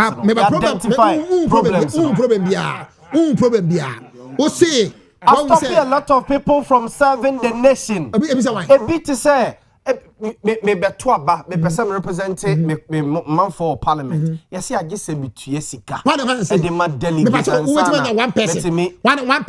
Allegedly, a same way, an open assembly. Me say constituency bank, and our call ya say this is one Jessica mamia. Even cases in be was special prosecutors office. Is it a jura woman be a meaning party crop primaries? I saw we or to sika go. That case OSPA investigating. There's another one dubbing. Those things are there. Okay, sorry. Because sorry. Obet makasa wa sorry akron phone. Oh, so the church is like a hospital. Exactly the point. The fact that certain people are corrupt in the political party doesn't mean everybody's corrupt. 10 years, but what I say? What kind of your 47 constituencies? You've made mention of about yes, but about 2 as instant cases. I am not company a debatable. But what is the matter? One say this year, the American say NDC for or more parliament. Me, I heard a documentary about Kolokolote. And Kofo Kolokolote say, Rollins no more than a year. Oh, young Rennie, but Omamu, sir, Omudiano, no. And to Quabiaso as an actor. Yes. Say, yo, Janato Jeska. Do you understand my point? Baba Jama, you saw TV. You saw tell your man in broad daylight. Very good. What I say? It was up to the NDC as a political party to make sure, say, be almost sanctioned. So what I say? the fact is say Baba Jama akwa check osuane mako. Not a team doesn't mean say anything is not on yet. That's what I say. Do you understand? You don't lump all of us together. Say just because say obi anya ne nyoma ye ni ada ntin nya say everyone say ya fo nyina apema. Nti ya bo amapema. Debi. That means you say. You funny say. It's true. Because what you say? On that because you is Satan you know me you anansi kodi bone e tie no. O say you anansi why dey? O pa bo. And you anansi a. Odofu. What I say? You anansi titimako. So what I say? It will be any the way. It's what I'm trying to tell the justice of the Supreme Court me say. You idea Juma, yes, say your system, I hear Juma Maya for a long time. Yes, and Kikaobi anymore. And ye Kabimam Kabi, any part of one Juma, any Pabe Ben Juma, yes, and Nunti, I can see a woman, and this animal on the San Semi a bit messy, and Nunti, and the criminal code of 1916, what let's say. Sekobani say. Apri muno obima obisika ana obima obi adamudie bi a osasesa na adwea sani pa na tomra sani pa no bonidi ye fe no sekufi fa no ko giamra kwaso fa dance bra bonuko adu na mra ni ni men ka se enu ntino ye twa bibia mu na onim bia akofa asem na ba no se ye say obia or member of good standing be to abanya sanity. Yes, and the Supreme Court. One thing about the delegate system is say na jurisdictional. You can't say jurisdictional as you say. You nim say Owia TV your police station. Yeah. Into omo delegate wa ha. A party near eyi omo so omo nye party na dwuma no. Omo ne to aba. Me ba so what I say. Say ye biem. Ye so obi akuta card bia etiyima. O teacher ni Owia police station what as another Owia school so but on free her o free if jase I don't have a there but we card bearing member in good standing it adana ya to aba no aba so be to aba police station for so omunim no ono so be good standing ntia be to aba dey na bezie afena sotro afena entokwa no you see the Supreme Court have taken the orderly system of the delegate system and they are replacing it with chaos and destruction and that is what I'm afraid of. Me say bonede to ube to kwa society we agency ya edi beba. Even police station cry electoral area kwanko fo kwanu mo kra pono. It's true. And I was telling him today when I was coming, Ima, so what I say I feel a man for baby the basing system. We need the basing system. I don't need it. Me no never say about that. Me no. Tebia me win vote, me win me elections. Ebia would have 1,000 margin. Also lose by 500 margin. And I said you have to use by 200 margin. So no more 500 it means that we're even going to win above 300. It means buancophobia no because of your card member because there's no jurisdictional boundaries because you say no that time no delegate system no say police station here. That's what jurisdictional boundaries. Have you read? You see, you don't even understand. So read. Can you leave to go and vote in another constituency? But man rapi up my entraso. Mesramo. Ose wrapping up my. Meaning say other engagement. This discussion can be percent can be them. Yeah, maybe I'm because it's funny the way they are. Oh, I've been debating for a long time. Okay. Supreme Court say delegate system no. About 5. More 5. And that's how no more. I'm saying replacing it with what? Obia or card bearer member be to be in good standing. In good standing. Yeah. So what you say? So the delegate system, which had jurisdictional boundaries, has been scrapped. Yeah. Don't forget the delegate system is gone. But card bearing at the end of so has also jurisdiction. You register at the polling station. No, but which will make you the polling station and everything you scrap. That's the delegate system. The delegate system. Let me tell you, but card bearing at the end of so and also start with your polling station. You register as your polling station. Have you read the judgment? Have you read the full judgment? I've not read it in full. In judgment, one year, maybe a political party rep, but that's what they're scrapping it, and they are trying to give us new directives. Okay, that's my point. Asking every card bearing member to be part of it. Okay, even your father said, "Judicial, I know Crampo existing." Me part what I say. Yeah, delegate. Me na me kuton party no. It me a chairman, me a secretary. All of a sudden, wo me who party adwuma bi aseda. Me who adwuma bi aseda. Me kwa to abayi me parliamentary candidate aso betu bi. Wa bra ye kwa ye ko refie ma won kan ho. Ye kwa community e bia won kan. Wo so be so betu abadi sane no. and to quite the baba me say bonnet date next time be a baba bia no na de me bo ma me eti abo ama ade we ne ni se ba ma me kwase na me nwie said na tamakulu me nwie kra a minute ma me yie na ye no etwetwe so kakra adentia dedi kan no moment ase se ma me o jumpy bill yes so what ase me say mo yare aba yes me mabio dedi and ye dey so na kotwe extradition yes and ye naba and ye se wuni ho no ye buatemu a ama ye de watum 10 afei ukokokota mu emfi bosomi mienu a onu bosomi mienu ba bia e ba kwa se wakoda so nkoda mu afei officer den afei se ayu me pese me hunu dentia attorney general ban lawyer panyini ewie hwe any asemo a the defense lawyer oye nipa na otwitwaje no e kan ya eto agagefo miensan yitirimu e ma afei do mo kan se atemu a yabuo dadaada na afei yahwehwe mu akoche ma me ne de na ba no afei de yetimi ja no na sese ne ye no de a ene papa buga pele ndc fo ni ye akofo bebre o ma metima bobo mu din to ati ase sankofo ni na edamu a omu nyina no sebe aban mo mkoso me nti ana omu asema wanya asem amanya mane na omu demu no eti development story mate eti metwen na matie de attorney general e be cancer o say me da wase awie I wish Nenka obetra se Nenka ya unfortunately but unfortunately or other engagement yes na yamwa nti mesro say within the week you know wasem o ababuragu hai menim say amanfo will share the opinions amanfo will put almost so together of course that's democracy it is a bar ya besa atwa ba why not then we do ya drum ya and then the ruling ba abonte so people will understand where I'm coming from. Because this has been a conversation behind closed doors for a long time. I'm a national officer. Yes. I don't know what I say. We know all those things. Sure. And I'm about to come here and say no. You see MBM. First, now get to about Owia police station. And about 500 neto. You see MBM. And about 1,000. And they the extra ballot papers. I want for raising argument the cost factor. Because remember the political parties and your man name is it's true. We are funding ourselves. It's true. It's true. But I say, and you see that Supreme Court and then that's how it goes. I'm for Osei Kofi Akwa, the director of communications, the Convention People's Party (CPP), and I was for Montie no Enkano, and some of our brothers you know. But who's that? Imane Justice Prempe just said, "Oma hiti up." Oma hiti ama. Me sense you go through enye. But my mom makwaba. Ima makwaba. Mejo Siminia. Nevi boko. I'm a brandy. It's an engagement.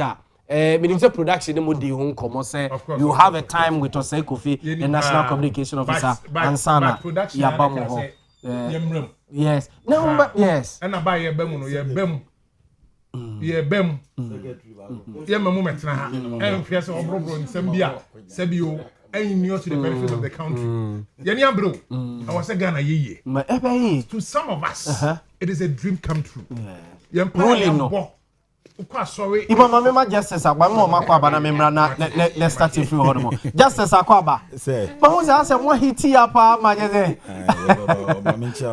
If you boko. Google so campaign. And just so constituency treasurer. Yaw Boamah no in fact the just for any aso. Yeah. Just for say me country so mo da wase. Me so me da o mase. Upeja medwuma nti me da ase. Na unu abema ostrich.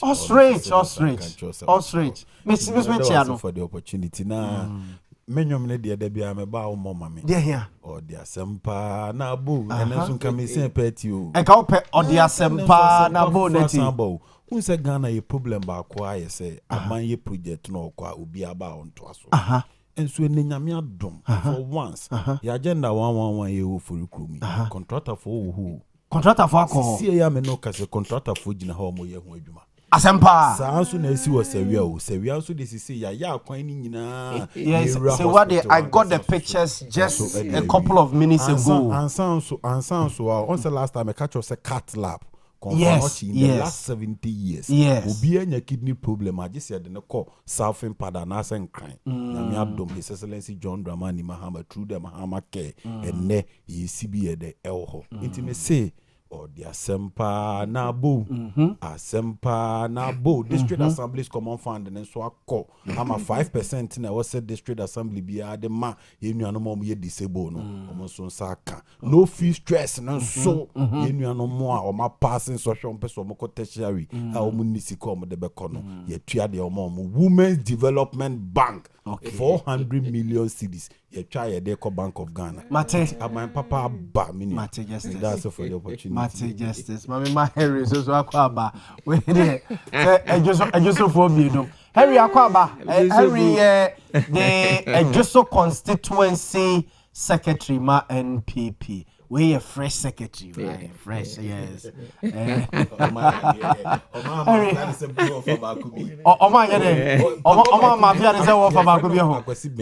Kwasi bia ye adwuma nante redu so no pa wi ani anwumre. E wa dwoso communication officer o ma fa. On say white bi na na.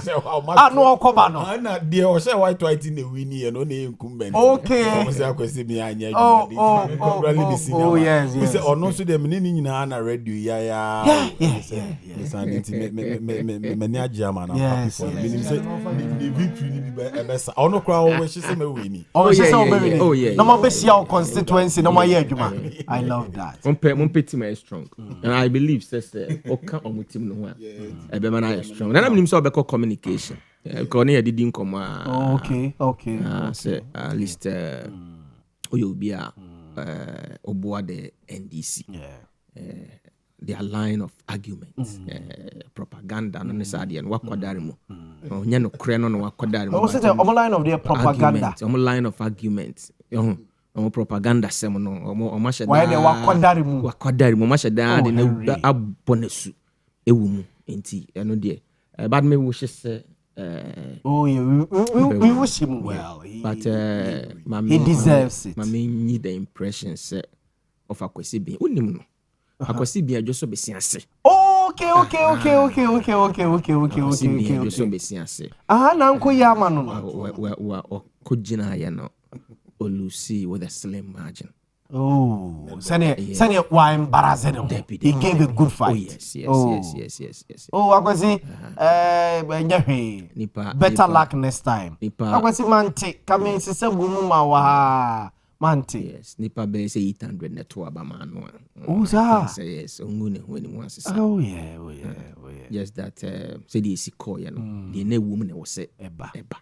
Into of Akwesi I believe say obekoso aye adwuma no a wo ye no na mame fa won ko techima krobo techima krobo no wa he nursing school na wo ho no a yes sibam wo mo na Henry ye wo adwuso madam fo ba ko ho wanya fo ba ko ti wo tia no omo ya chi omo agum no madam fo ba ko no in fact madam for pa nua ketwa so on the otini ba bia kan nsa gu no ho be ho ase ye sibam ko fo na wo dwane police to no ho so ni mu isa ya abusuan no dadwene e bone ya waya ne so mu nyanka ne ansuan ade e wo school mu ho omo aduane nye papa omo nsuo nye omo kasa ho Ghana's constitution ma kwan se onti bibia se a wotimi ka enso hwede o man panyini mahama aban hwede e koso enne school ni ntimi nkasa kan kabi political party ntimi nkasa you get the point tiktokers ntimi nkasa mate o man panyini na wo share ye bose wo ba na wo de ade foforo aba no this is the ade foforo wo de ba e be hye Ghana mabunu se achia ne mui esna kasa bebu nyina de the digital man is still there mun kama to mu 2028 mun to abapa sa niema yi a mu hu Ghana yi mu bi Abza for your friend no Henry Kwaku Duaboaten or the NPP Ejoso constituency secretary and yete nenge afi ma starting common brother before so we call him so no eh poyando wan hwe onu benya asem ade sisi ametia ground obema me message ade o say me ka ne dwumadie as director for communication na ahye nti be fidie so a o de o ye president kra na se o sa kasama party no a o pese o tie no What the appellations be who be Amienka. But say Antisa you're part of the communication team was Shanti Regina on to us. Matthias. Mr. Robin Pepsi made message. Matthias. In terms of for Henry Kwankudi Boateng, a Justo constituency secretary was also a part of the NPP communication team and the director, a Poyando. As it pleases, Poyando. I don't know. Oh, just as me and you come on, as and when you call, you be I mean, starting from Supreme Court ruling on political parties, delegate system. No, you didn't come on, you say Kofi, and it didn't come on. Also, so far argument, then they're free. I mean, too. That's it. For my mommy. Yachia, it's in fact, many for quite some time. Yes.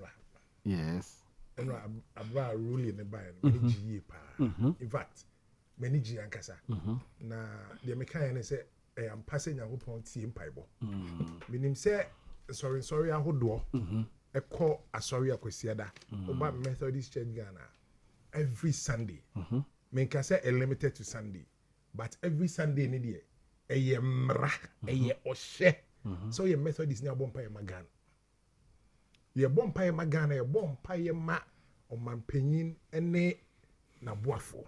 Near Boamah and Nanom and Semtra for Obia Sebi or did the bread or my ganim. Near Silla they say. And Sisaya is said the fata. Never Mama Ghana, I found into my pay frano. Rather than nam ni 2 years more denso. Emma Emra. But I said, Duncan, I may say, Emra.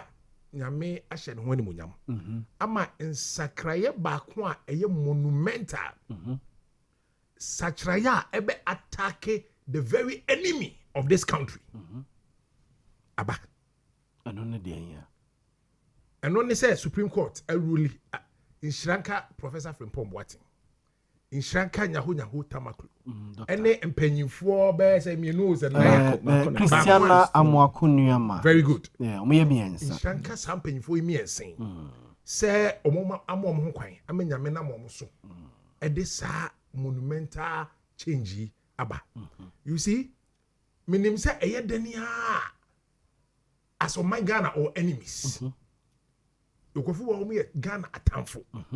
Ade papa ba Ghana akwemu a na ye omo ya no mo kasetia obi abekasa asade we bia we Ghana tamfo. You are an enemy. Two things: you are either an enemy of the state and now you are very ignorant. Really? Of course. Unya Ghana tamfo na uninim die. You see, matna wa fidie so aka say Ghana ha ya how ye dadua man ye kode na e ba ko International Youth Day 2019. Henry, me chance speak on behalf of this country. Ewo on radio, I think in Germany also. Na Nigeria ni also. Rwanda ni also. South Africa ni also. Kenya ni also. And na me Ghana A5. You bought all my idea International Youth Day. Now what cap some of the problems confronting your country. And unfortunately, now me a fourth speaker. Nigeria ni kase jame, South Africa ni kase jame, Rwanda ni kase jame, Kenya ni kase jame. I was the fourth speaker. Omo nyina narrate problems pia omo so say e wo omo man mu. Na afia bof no interrogate na questions ni ade edru me so na me ka say Ghana Nyankopon adom. Ye man no enti say Nigeria, Rwanda, South Africa, Kenya. Yen die Nyankopon ye adom ma ye haw ye ba ko pe. What you asma broni ni bisa me? Excuse me, hold on. Please, are you a Ghanaian? Are you sure you're a Ghanaian? And I'm saying, yes, I'm a Ghanaian. Do you live in Ghana? And I'm saying, yes. Also, you may be a Ghanaian, but perhaps you're not living there. And I'm saying, I'm in Ghana. I've lived in Ghana all my life. And I say, no, Obi Kashan is all my mentoaso. Yeah. And I'm saying, we have none but a single problem. And Obi say, Ghana, a man yam cry.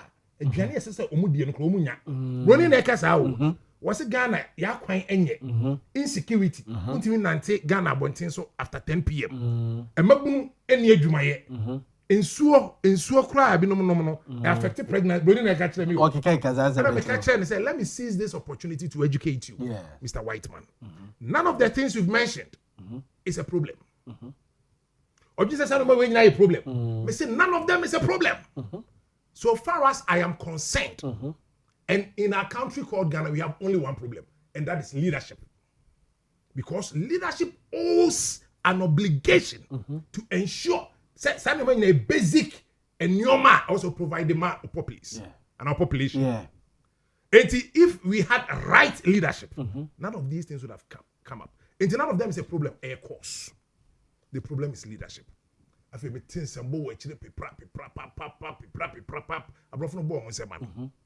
that is what we have been missing here. We even misconstrue a cause for a problem. Adia a cause, you didn't say a problem. Near far, but near attack Adiano. Adiano, you see, Adiano said, what identifies when a problem? What the ababona was so Tim Kuno, and out to us. And they said, Yasofo.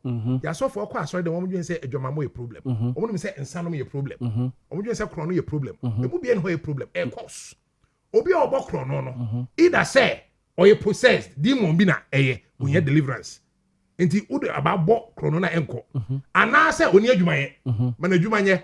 Na onye skaje dey entu no botomo nwia de obi onnom nsa ebi ya yare bi na dan so ntimi no obi nche obi a ogbo adwaman ebi a ono so the similar issue ebi a demon bi na use no ana say bi o say nana Yaw Boamah betimi ama 200 Ghana bi and 150 mpo e enti u preach embarrassing na adebechi no ekomo ya na osa dey so you can never solve the issue when we meet into your biggest problem in leadership. At a point, I told you leadership is missing in this country. Now, her topic say discuss here over the period. Just say leadership and missing in Ghana. Other than that, meaning what they say, understand or they say justice. Babet na obetimi or the asempa na bo.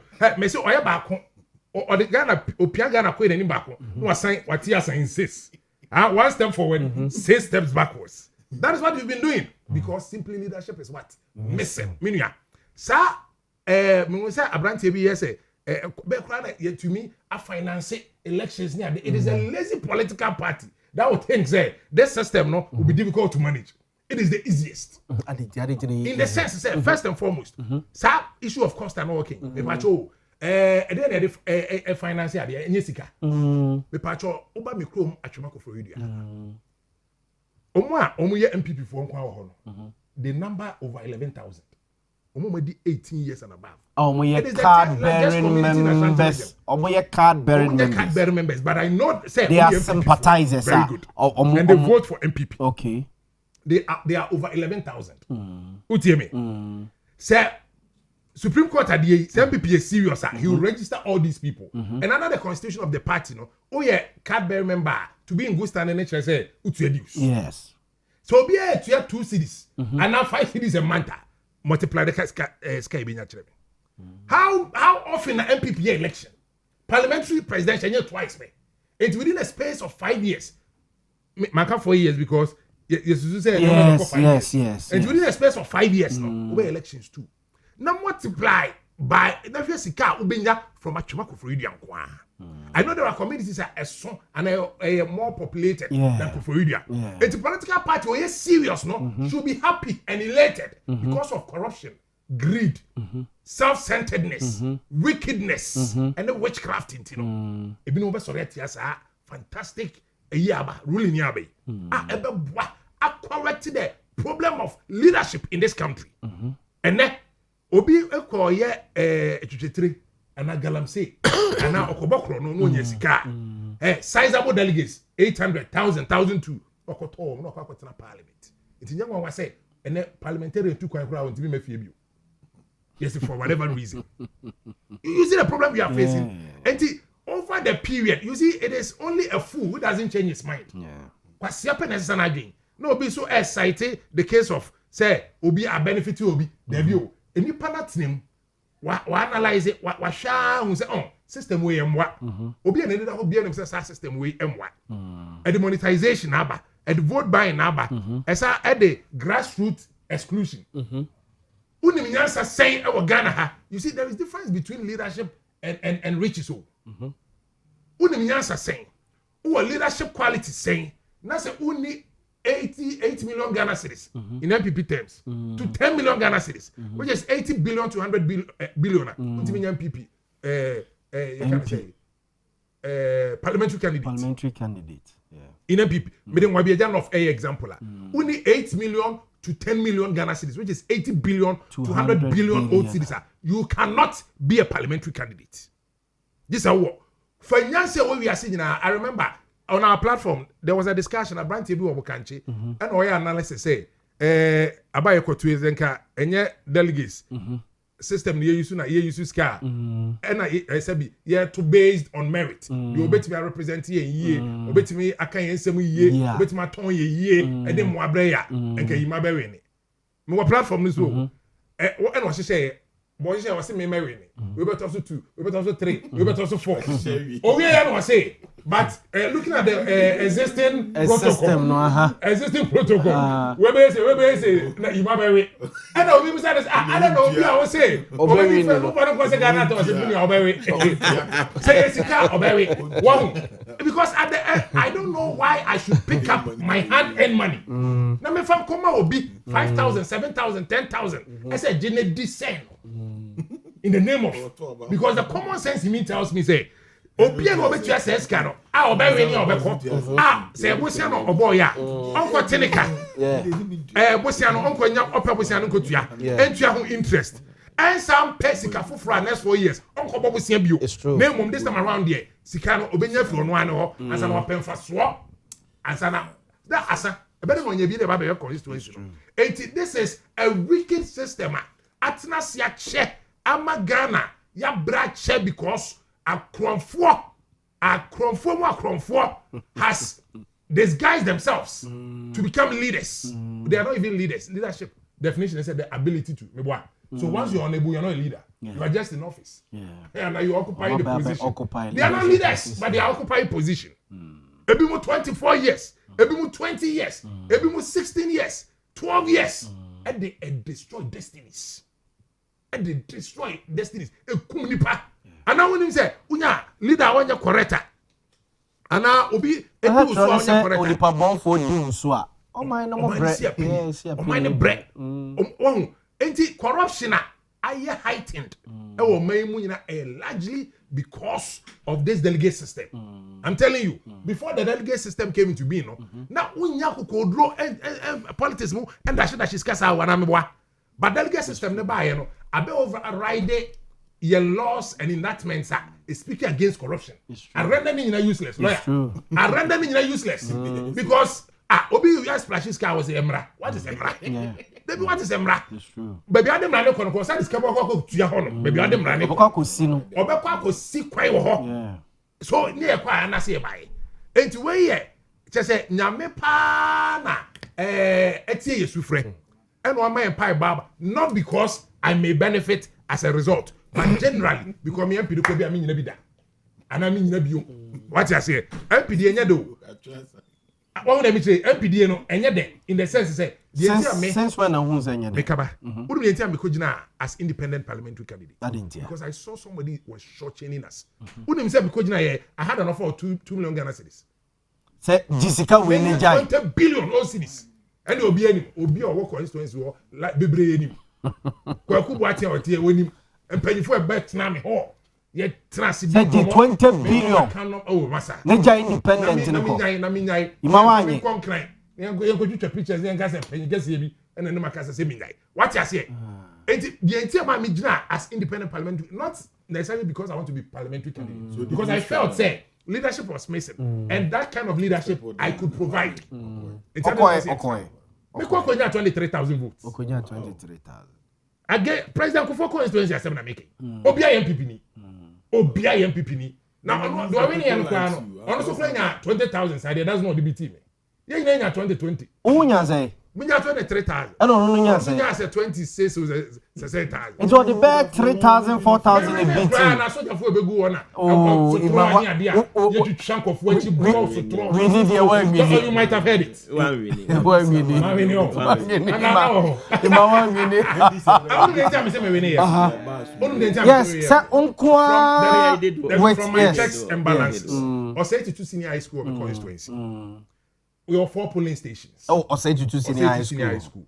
I had the privilege. You see, most of Matina watch Kuforidiache, I try Kuforidiache, ɛna menamfo pii kɔ oti ɛna menamfo bebree kyerɛ deɛ ɔhɔ enti campaign kɔ yie pa wɔ oti school okay ɛna ɔmo te around no ɛnyina to aba wɔ oti school hɔ nsuo no yɛ sɛ ɛtɔ no ɛbɔ 5 pm ne nsuo gye mu ɛna asojafo mo hyɛ asojafo I'm told say most of them are forestry for ɛna ɛhyɛ ɔmo military uniform alleged ɛna make it alleged na botre oya asɛm wo mekɔ akɔhenya mu I'm telling you it is an allegation but who now ni hɔ make say mini was say na me candidate at that time na the ni see wɔ hɔ no now what that polling station now wɔ oh say me na mu ba sojafo dem hu bebree but the see was our police station hɔ no military they could say how many military men did you deploy to better than tomorrow be going about 200 military men does that make sense no what fire service in Congo police in Congo military men in Congo 200 about more than 200 come on kesi kwa sofo me krom ko fo do akra de abuso na military men akra be hwa ba so a ye twan ko fo chipre ye chiche ko fo check alleged which year was that 2020 MPP de anyam check of what you pray. Just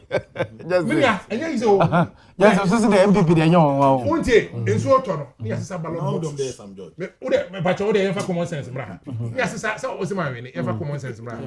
Ni asesa ballot boxes led by the military and the returning officer. Ni asesa ballot boxes. And the fa share bus school bus mo. Na you say me agent na me yi ni say on represent me no. On for bus ni bi. On fa form enhia o. Ewo Ekropon police station. Account here Mimi agent no. On for bus ni bi o. On fa for mu nhia o. Enti ono so say motor no benya o, car no benya o, quick no dey akọ. E ko do Ekropon police station no. Ya sa divert e dey ko Ekropon invie. The police station be na almost say at the end of the day me ba. O say to senior high school. Mba cho bo kanche e be o say to senior high school, right? For police station me wini ni nyina. Me magap kra. E san say e be o say to senior high school, right? For police stations me wini ni nyina. Achimako for Owia ebe o say to senior high school, right? 22 police stations me win 20. And I'm lose two no back me lose 11 votes. And back me lose 9 votes. But me dem timi man 300 400. Wow. Utie. But o say to senior high school no kwa no onya 800 and me nya 33. It's also a police station. Baby I say yes ballot box. E share we mu no. Other places are making a ballot box and share free. You kind of right at the glare of the people. But baby a ballot box e share came no. Yeah man 790, yeah man 22. Yeah man 850, yeah man 30. Now agent no way. Afa for mako okay. Yeah man afoka. Enya won kwa barekesi senior high school. Barekesi. They don't sign it. Those places they didn't sign. By kwani. Kromo asem kwani. Abrochire there will be an office. O Jim Crofodie, o ko ho akoy. Oh, I nearly contested my results. I nearly because you can't polling stations. Communities are winning and also check communities are minister no. I mean in the people no or winning the number of communities I won. And also check communities. And now they are not trying I can say to me winning more. So how possible? Well, it is how we na eba no. Ebema a grassroots no akuma to me. Possible fushe o mo. Obi ma me obi narrate the audio or a delegate or crowfrom. And I hear this ankomo way. And I say, hey, mistake be was it mistake be or yeah, mistake be. Was it your 12 anyway you feel near bit light. Enti me kwaji iskara na so me hunti bi share mo check kakra. Eti be July August mo no.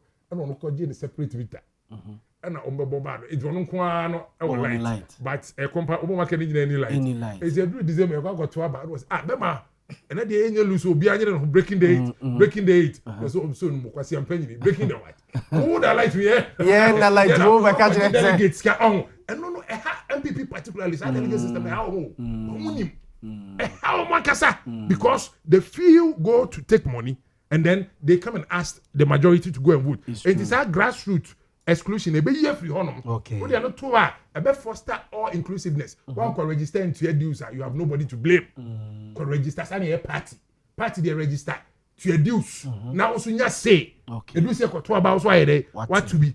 And na sabe check corruption. Because say the 30,000 how are you going to give them money? It ko kan wasem. What you say? Na for suban kan.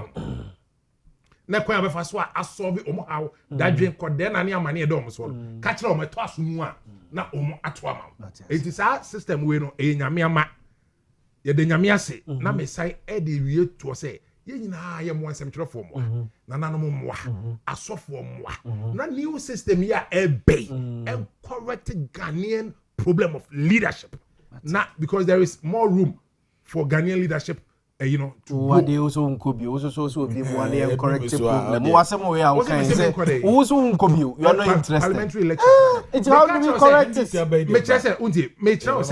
It is a maybe what interest or GDS you can solve that problem what Chumangwa Bieja ehonomo nenti contest ya also some problems when you want us to solve the problem that has been existing when your people call on you say minia and then what also you are not interested me say maybe parliamentary election am call no it wasn't that I was interested in becoming MP but I saw say a problem somebody was short-chaining us yes obia transfer 20 years was 24 years you want so fast obia but because of delegate system with you know me kwa obey we because I massive work Matthias it's make independent Matthias that is what made me go independent okoye no then I came to sit back yes and then now catch you say unko bio we are no more interested MP dey kra no kan no wanti a bisamina misan kan ai mate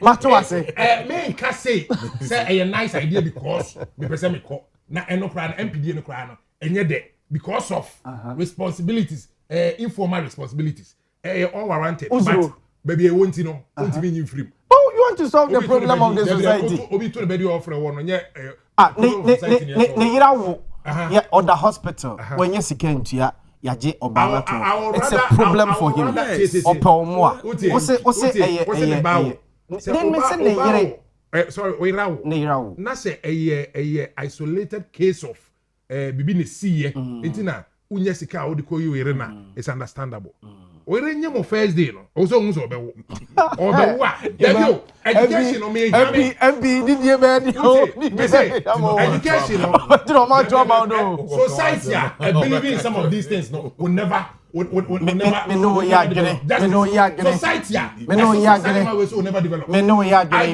believe in prepare omusie mate na oye wa hwe mate it's me mouse knowledge na information na have done you more good than to say we rawo magiska never ko you know anya omodia mate mjavo Emmanuel say je vina mote nkanom mamra justice won am na ento aso on the Supreme Court ruling I say Kofi abebubo intokura mama hiti yapi mame imaso so de ne dia ba mame nti o but otenasi am penifoti o so I'm telling you the honorable wisdom of Yaw Boamah kumkom onusu ti o yeah chuma is it achuma wa bieja south yes na me say who can DC for a omode drip machines yi akwan wo mo mantam pa untimi nyi okumkom mfim amode mo fantu gala yeah we be dra achuma wa bieja south bia no obohu se kwan bia e wo problem no okumkom the machines so how ti yamma na baso ne na dwumaden a na we dey nkanya politics asem na me am bra panyi Henry dey baby abohunu bia no I know say odin trouble fe ka Supreme Court asem we na dey he bio na o say nursing trainee students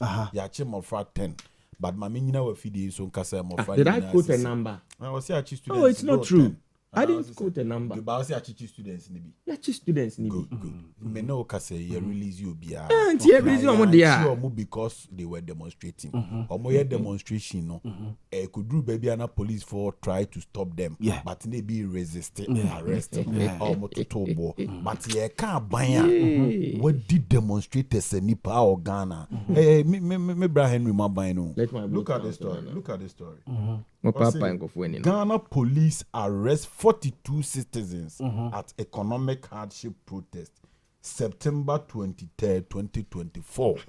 Nipa mako 42 almost so many more din omoko akoye demonstration no. Yere kufu adom ye de ye chichi omu nyina. It is a can ban untolerated demonstration. MPP aban. Enya Ashanti region here na ma me school feeding for a demonstrating regional minister office of Pamwam. So the party on no demonstration MPP, but you see just as young Supreme Court NDC since Accra there is always supposed to be there.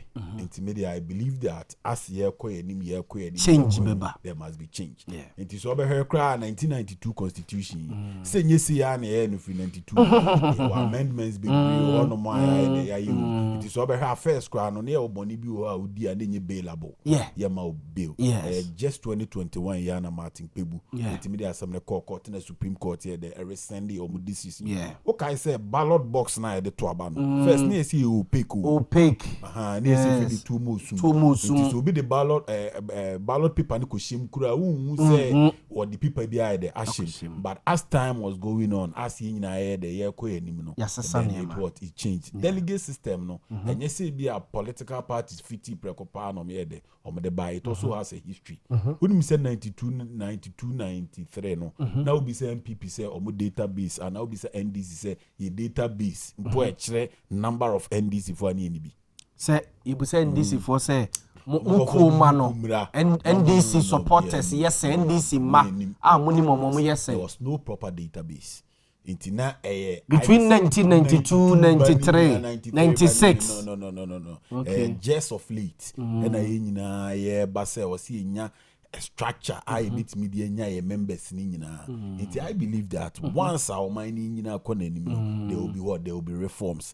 And a judgment and so mama in ready. Who know the ratio decidendi, that is the reasoning behind the court. Say when you to no mujina so say omonyanisa. But me for baby no me ni say problem no mo person solve the bit ma solve. As to the costing no. Na general elections go go for 2 years ago. Onte say to about Ghana Hama, the whole Ghana neto, but in Crawford, baby, oh, yeah, it occurs, it happens. It is in to address monetary issues. There and we are at the never double. It's true. Because me person me 2 years come in the pattern. Nah, see what page 20. What is the probability that's going to make? There is a tendency that baby account one the above. It's at the ancient because said the sikasemese right politics ni mu no menyi ni say we na solution to it. Yeah, politics go abrabo no be of a set of life. Koyiska wo kan ya nen ko be ye bibi dia cho no ya ko wi onye nche be mini Supreme Court na ya adwen kakra ne say who said there was a clear distinction between the party and parliamentary and presidential. So obi ko akopre constituency chairman na no onye party fo nyina de betu. So be good. It is Supreme Court ruling. Yes, a specific say a presidential and parliamentary. Oh, okay. I just constituency treasure. Anyway. And then this is for you and to the song a branch of one. Be all original election, a branch of one, a delegate for parliamentary. The Supreme Court ruling was specific, presidential and parliamentary elections. Not presidential and parliamentary elections.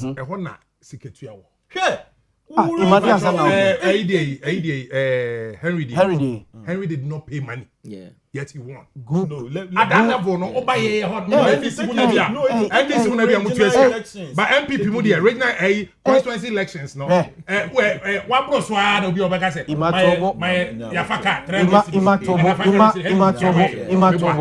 I'm telling you what I know. Yes. But we are also telling you what we know.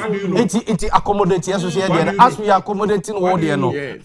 Tell me what you know. I am telling you for some check. Obi ko tu 30 cedis. Catch and say challenge one no na bit my you but we see kesha obi bro 500 Ghana cedis and delegates your friend say number of about 1,800 constituency election. Yes. What was it say? If I show say ukun obi a ya chew too as still an kofu ukun enti my punishment no enya higher to deter people now because of that enti no enya the monosus argument or no, and you can say Mount Kansama or Yasu support the Okayo.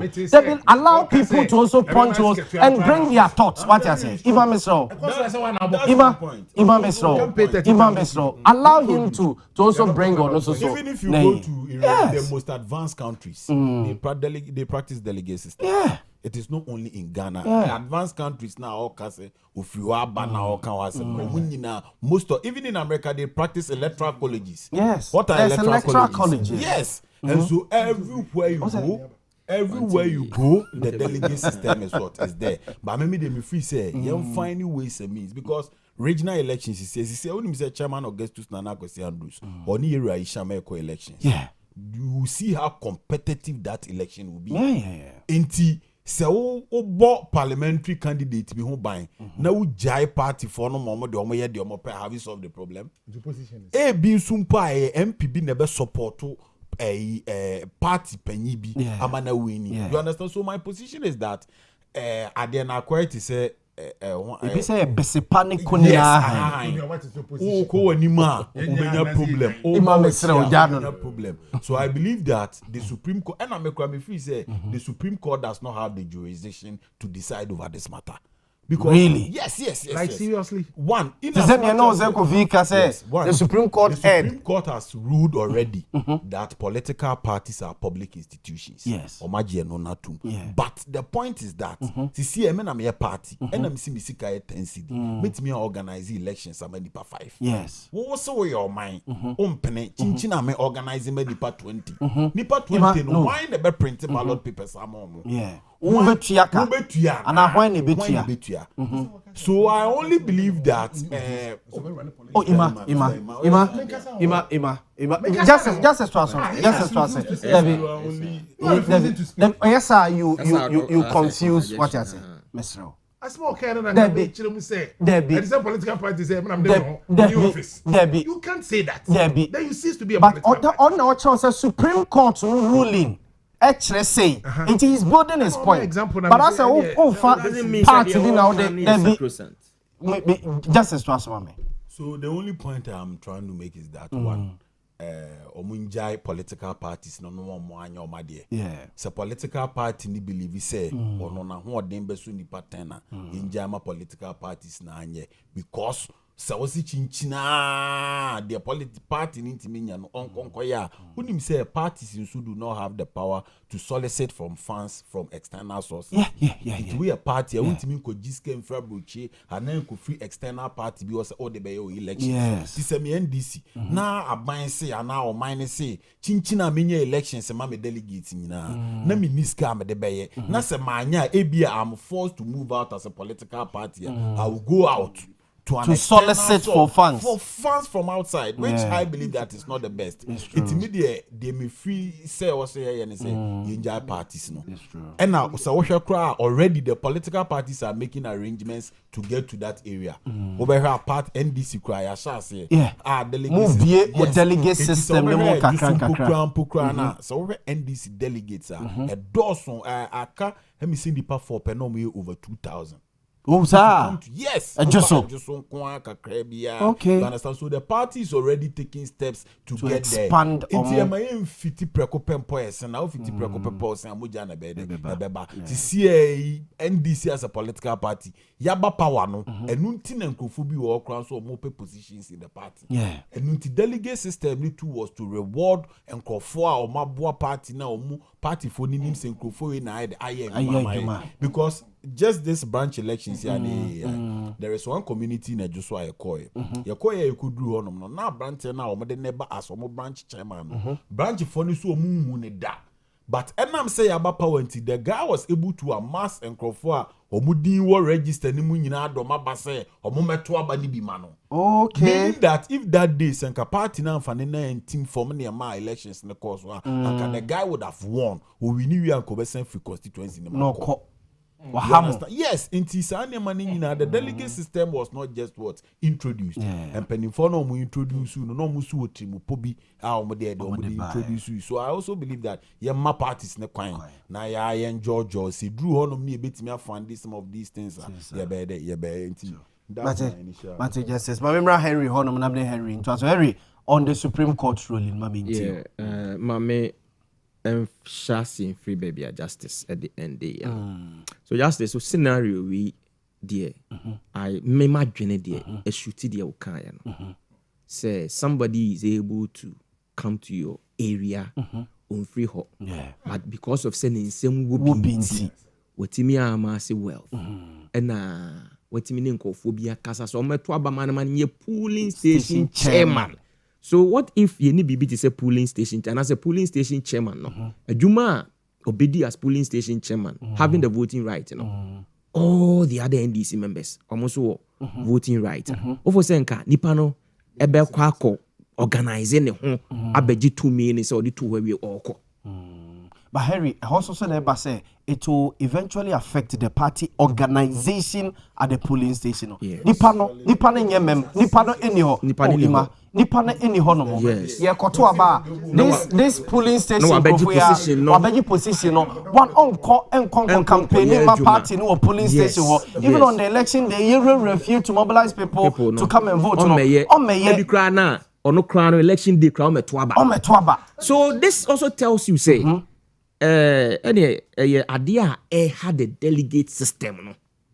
Say you see say nipa no adwuma was say as a delegate waba me ato abama washim yes ebi edru say e be yi candidate no asafesi no abetu abawie no ko obi ti ho a onyo na ye chairman no na ye secretary no ne bu afu party ni because yete ho a ye adwuma no de waje 2 million no akopɛ oba bia atena yes so what if obi a wo ho bia atimi to bi nka sa bufo no emma obi a wabeji post ato ho a wokɔ so na me ka say many an scenario ne there then it also supports the idea say we should do away with the delegate system that is me marginal and I'm the chance but many say Nigeria they've also done away with the delegate system. Nigeria yes in choosing their flag bearer I'm a man penny cry sent I see yenche you man penny flag bearer no but still Ghana the ruling parliamentary presidential yeah so you see they now can no support the idea say see e binya nkofo am ye adwuma ma party there there should be the delegate system on betimi aye adwuma e dia ma party but the base ye candidates on be running on behalf of the parties there and ye ma bia every card bearing member emet to be one fence so there but me nim say sa na wo pesa wo kire there okay so no enkas entrese wayi entrese you don't support the ruling. So what can they say there? It means Harry to ask what can they say here? What can they say here? Justice. Justice. What can they say here? It means you support the Supreme Court ruling. I have this book with me. Book with. Yeah. Regional and constituency we call regional and constituency secretaries or secretariat. Circulation of proposals for amendments to the constitution of the new patriotic party. Yeah, amendments. Yeah, no Nancy. Proposals now for the buy page 210. Page 211. Proposed amendment submitted by Honorable Dr. Samuel Kojo-Nuama, former member of Parliament, Kwadaso constituency. Supreme Court Asimiana ruling here, and former Kwadaso MP proposal. Okay. Senka yin free. I say the chaotic nature of the delegate selection process deters decent and well-resourced individuals from participating, so aligning them from the party's base. The proposal, and you say, to reform the delegate system, it is proposed that any party member in good standing for 24 months before any primary election should be eligible to serve as a delegate. So this also tells you, say, yes, common way no political parties ni nyina di. Minim justice. The fact say be omo minority where just on auntie be there. Ba me baby am nambia no just for the omo kan say mo the delegate system ni dey be kumo. They say it. Minim be kra what be that. Matibi. Okay. Limited delegate system. Yes. ebe kumu obia pese o feel se me MPP ni o feel se oka ho bi nti se yesi proud to say mo koto aba akoyi polling station executives. Yes. Some of you say obi bia o interested in becoming a member of the party or mefa forms. Yes. Someone want your restrictions. Yeah, your restrictions. Debbie, don't misro. This is me and Henry. Someone your restrictions. Want your restrictions. No. Enti mu bie mu. Enti the part they say 10,000 crown na be fa omo be fa. Obia betimi abefa ne form. Na wa contest. But you see Enya question. Yes. Say just the 10,000 crown me fa automatically I become a member. Yes. If I go through money and money, but you see, Ima.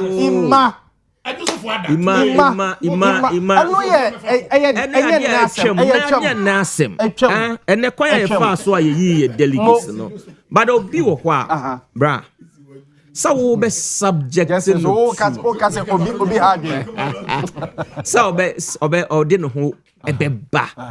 So on call elections voluntarily. Ma. Obi ho say ade no ye koto so aba. The fact say ye koto so aba no kwenti ompe. Because when you say atem di die bi ne niema bi. Ebetimi aba. Obi kran so ho the same position e bi an kopeso kono. Bia ni nua bi afa. Ompe so on this any pan be contest. So you was so many reasons obi fan ko elections e wo polling station. Okay. But sa ade ya Supreme Court ruling here.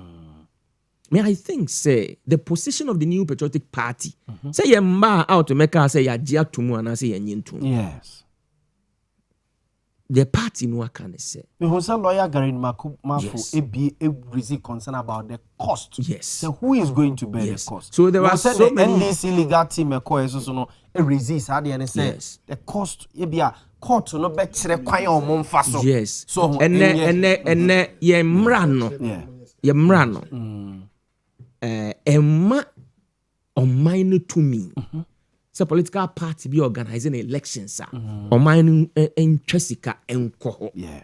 So I think the way so nyina ye nkomo political parties no ebedi after say we no aba no. The position of the New Patriotic Party. Yes, I mean kai say this concern honorable SK Nyama raise ye no. Yeah. Ye didi nkomo kakra we chi.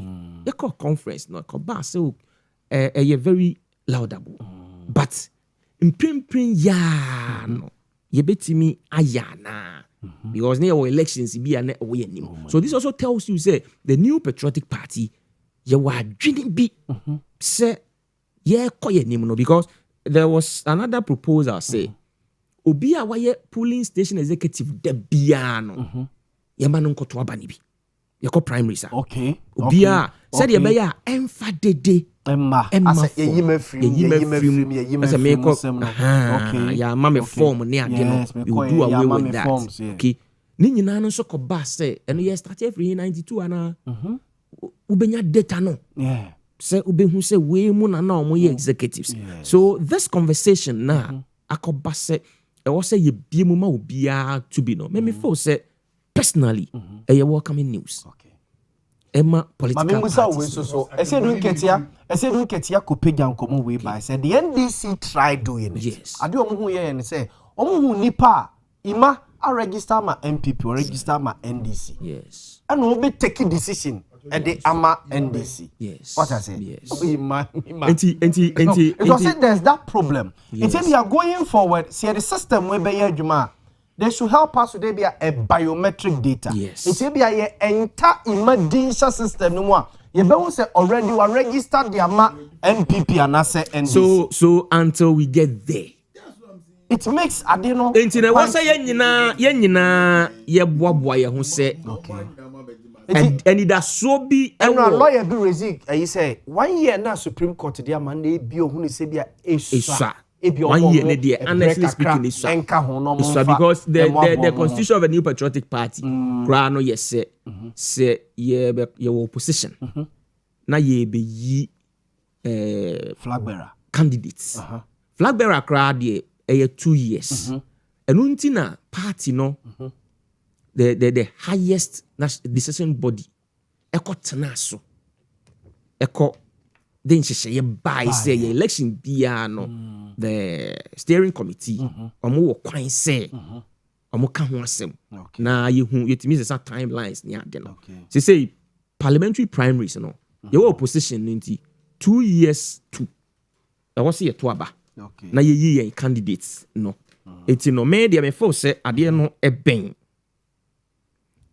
but there was a political parties nyinaa nso de si ɔmo ani so sɛ nkɔmɔ no aba sɛ yɛ discuss yɛn hyehyɛ yɛ nneɛma me no sɛ wobɛtumi determine sɛ yima yɛ MPP ni na ɔnyɛ NDC ni no so political parties yɛn nyinaa yɛ ma yɛ ho kwan a there is a way out you have your database I also have my database when you synchronize the two ebe flag obi o waha okay atiase ebe flag obi said yeah obi yeah double registration there was a system omodi yeah etimi flag obi a why double registration no digitization can do this for the political parties okay. Yeah no me gidi say to me a welcoming news material. But the timing yɛma yɛ ho kwan kakra talking about finances there me for say yɛ biem na ade ebetimi ama wato aba ne bi ɛyɛ dues to your contribution to the enokra betimi ama parties no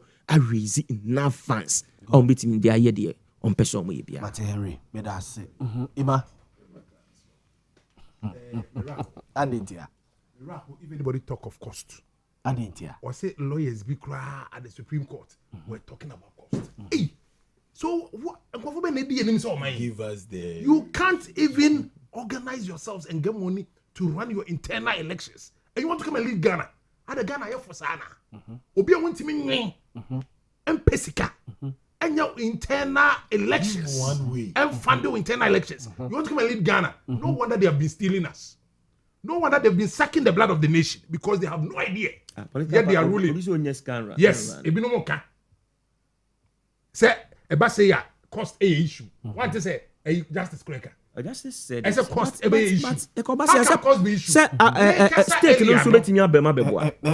The state must not help. Make us earlier. Political parties have the liberty to organize programs, fundraisings and what have you. They do. They have the liberty. So political party no should any year now ya corner.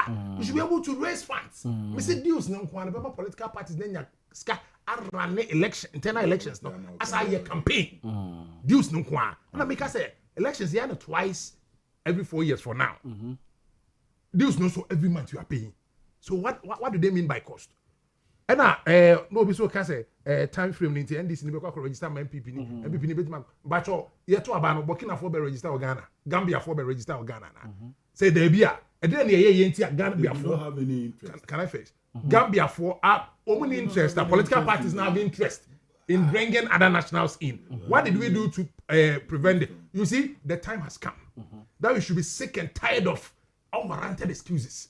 If you don't have the brains to think outside the box and see how best you can organize your base to avoid infiltration. Give us a break. Collapse your political party and give us a break. Yenya bro. I was said breadwinner na Yaw Boamah. Mr. Mosem for mama nya yati o mama ni nya dey. Sadwe ya be wow. I am telling you say what mate. Who for me lazy. They don't want to me say omo me selfish. As I lazy. As I self-centered. As I insensitive. And na empesa sadwe be so. Because of say me bread me ben. Obi be ba be yin funu.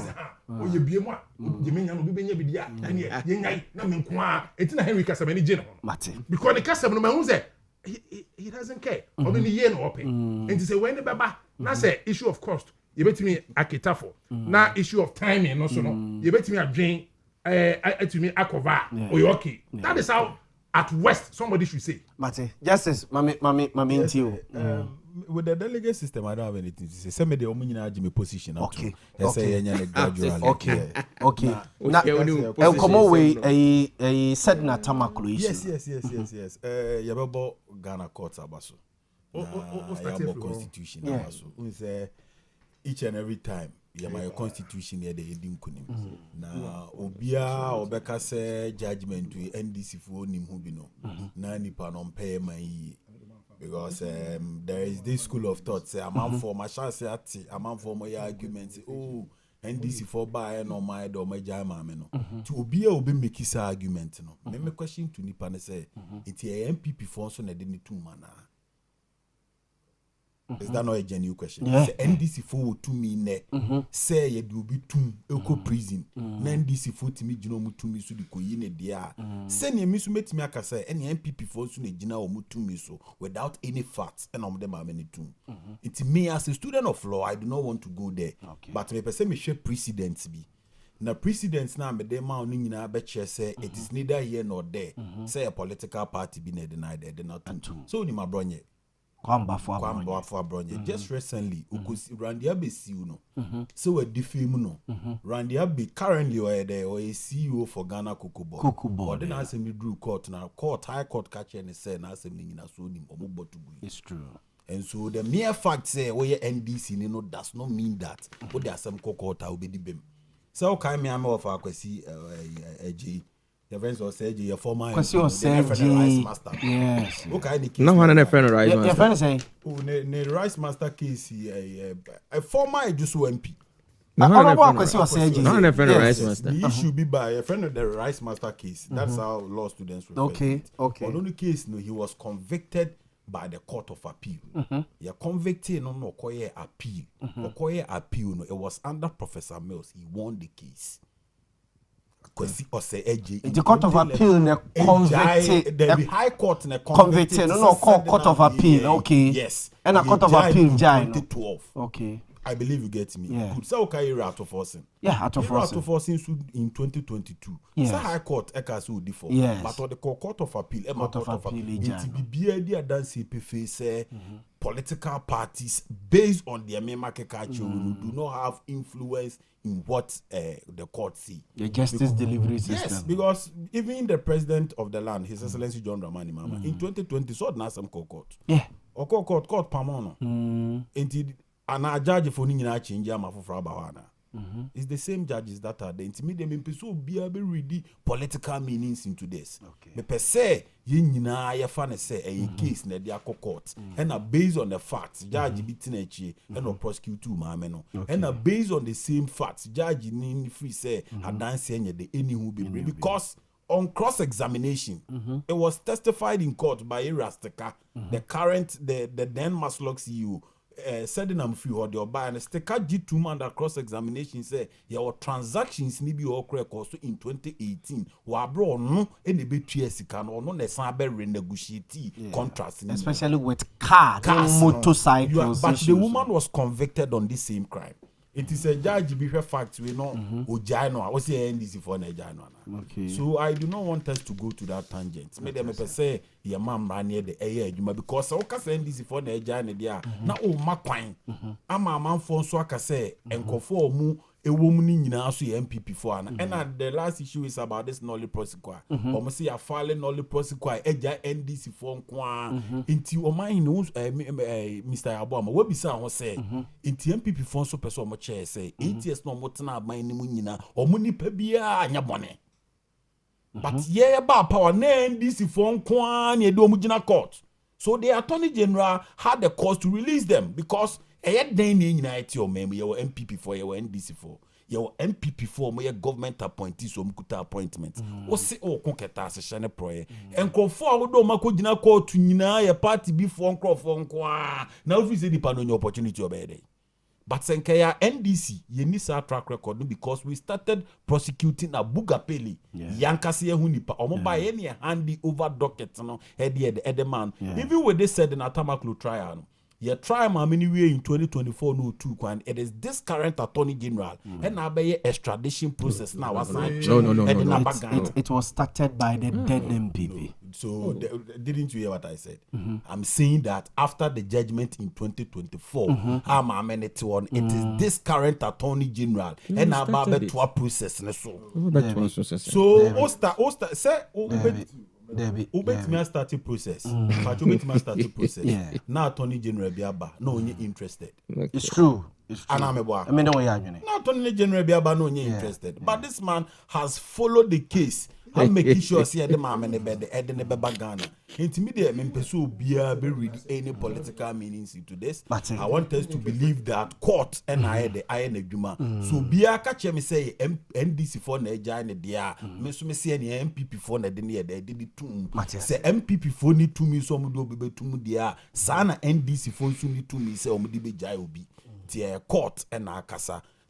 And at the episode, me decry the position of the Attorney General.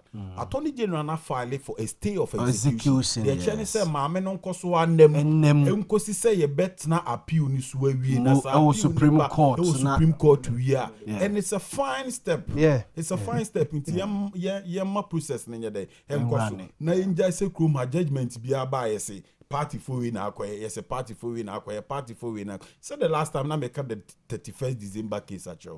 They say one of the constitutional supremacy law cases law student BS say in 31st December 1981 abra yi ku Ghana no na Ghana for the Sika and a sign celebrating 1981 coup no. It was a certain MPP and almost the sitting President Rawlings he call court court nullifies the up till now even though Rawlings was the president of the republic he fire Sika ni 1981 coup ni be that establishes the principle of constitutional supremacy. And so we must all believe that the constitution is the supreme law of the land and that no politician can interfere. That is politician being to me interfere net there and the so politician be here they interfere. That is my Dutchin lawyer and no justice prepare and I'm Montie in Ghana. My member Henry Horn, Mary Mammy ain't you. Yeah.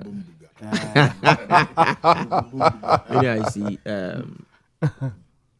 me person me kai din bia NDC National Communication Officer the ma Supreme Court judges no din be no the ma no unanimous FC me kai unanimous FC when the intel kai unanimous FC at that time na justice will follow the footsteps of Sami Jemfi Sabre no decision ne baye no and they na judges omu ni adwene and there oh yes said you okay there no I'm not saying me say o pesa wo kire se sabre no omu de omu ni omu adwene omu di rule ana and you called them unanimous FC di won ho few e wo Ghana ha emra na asesa no ana mo betina akunya so mai no he said something about honorable Kwesi Osei Mr. No justice se papa ne frɛ osisi a na ka kyerɛ sɛ wono yɛn convict ne da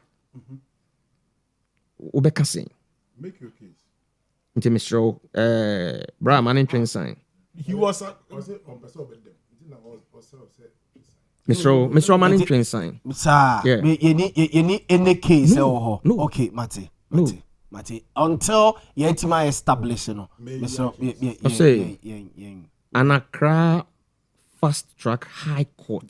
The Nasem Crown Appeals Court. Listen to the can we has acquitted and discharged former Foreign Affairs Minister Mr. Kwesi Osei and Daniel Charles Jima, former Managing Director of the National Investment Bank, in 6 of the 8 charges. No, he has quoted me, so let me refer to him. Okay. Osei and Jima acquitted. All right, simple. The appeal court on Thursday acquitted and discharged Kwesi Osei, former Minister of Foreign Affairs and Regional Integration. On Thursday, date 19th April. You can watch in a kinkai. So do you know the case? The case was 6 counts. This one, Osei Eji acquitted and discharged on 6 counts of causing financial loss. 25th February 2011. Also the end April, right?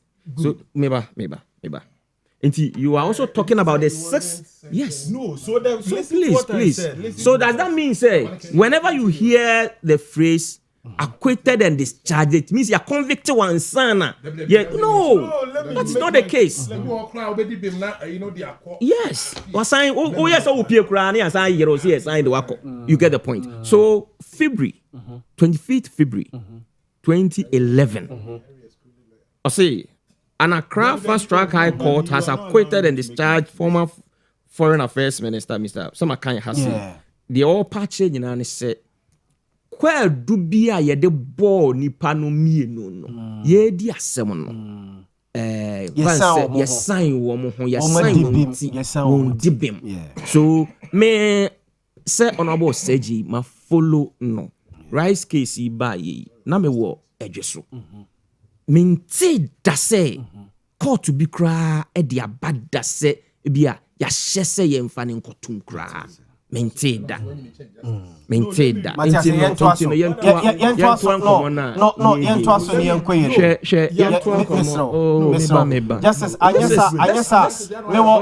time on later for the sake of my time. I know.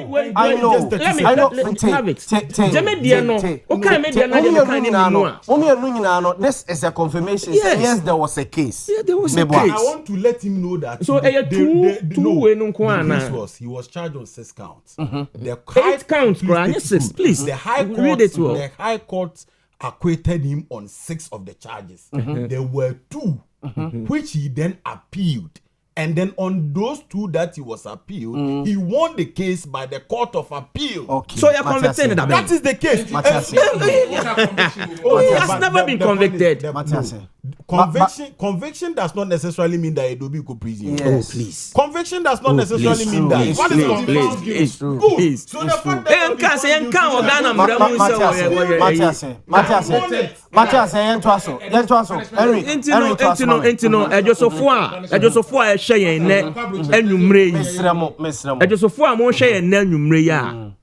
just a statement, you know. Emma William share was a former MP. Ya convicted that no. Henry Duaboatin, your secretary. Me Gina Fide so kasa former member of parliament. You convicted or Ghana da. Okay. And listen to what I'm saying. No be akoma emra from Nana Koma Brandi. You see, Sadina Tamakulu KC. Aye arehosema o my Ghana. Did I make us say arehosema o my Ghana no? Personally, set my men no esi won ko defiase no. I am not a law. Ba me menya enko tifie. Enu ya be personal dey. I am not a law. But I say ahumo bro bi. You get the point. Ahumo bro bi soronko bi edemano. But emrani nshemi mu emrani nimi makumem. I don't have to do that. Yeah. But ashefo any Ghana phobia omo follow nsem ya ama ade no chronologically esisi so send this for buy no sebe se wodi bone na wo ye ndisi ni a onnem wodi bone na wo ye ndisi ni a onnem adentia Attorney General a buy there were 8 high profile cases and some no baby ana ekono na ni nyai but I say me nya interested beam me jai won fa won hunkudi se eye nwanwasem wo se ye dien yo cases nyina so ye ndisi fo nko cases and yes no nko ani the only cases obeto you there was so many cases enya ndisi for and no dey say run it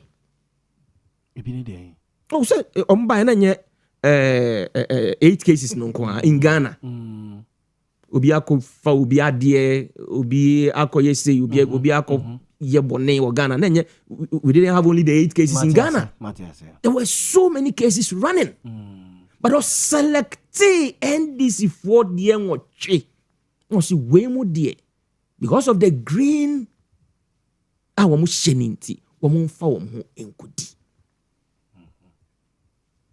Now, obi de fiase 20 years. The born in a day. The born in a obi de na sasi akoya dia enfra.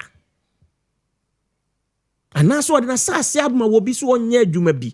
Na ye kwa asase ne so no. Ye hu se sa nipa kro no asase ne kuta no no. Ode aye adebone atia wo man Ghana mra. Is that not the case? Chama wuntumi. wɔdami wadeɛ wɔkɔyɛ illegal mine no a yɛmmra frown no nipa no ɛnenam hɔ a biribiara nyɛ no okay maame adansi a ɛbaa n'asɛm ne ho ɛno koraa ka ho bi ɛna nipa ne bi susu sɛ so ohun sɛ ɛbɛbɔ no ɛnti na ɔkɔtena ama no ne ohun sɛ wɔkɔ no ɔse ne ho dodo no ba nipa ne bi susu sɛ da bia ne yam sɛ maame no case ne started sɛ ɛba na adansi ɛba ho ne wɔ nyinaa no so is it not true say maame kantamantudwa a ɛhyɛyɛ ɔmampanyini mahama twa sika titi sika no over 14 billion sɛ yɛmfa nkɔ compensate adwadifoɔ no sɛ be obi sika wɔde di dwa no sɛ sika wɔyɛ kyɛm ma wɔn mu a ɛyɛ sɛn ɛnyɛ no ɛna ɛbɛyɛ biribi na ɛnso anya biribi ɔdane n'ani a obehu sɛ ɔmampanyini mahama dwene ne ho adansi ɛkɔ court ɛkyerɛ sɛ maame no spent less than titi sika no 6 billion adansi ɛba ho no asɛm no baako koraa deɛ yɛhwena no yɛ adwira Obatampa Microfinance at the board chair of Obatampa Microfinance ɛka sɛ daabi sika maame no ɛde ma yɛn sɛ yɛmfa ma besia ɛwɔ adwira no maame no bɛka kyerɛ yɛ sɛ afei deɛ the interest of less than 5% no ɛhuri akoduru 24%.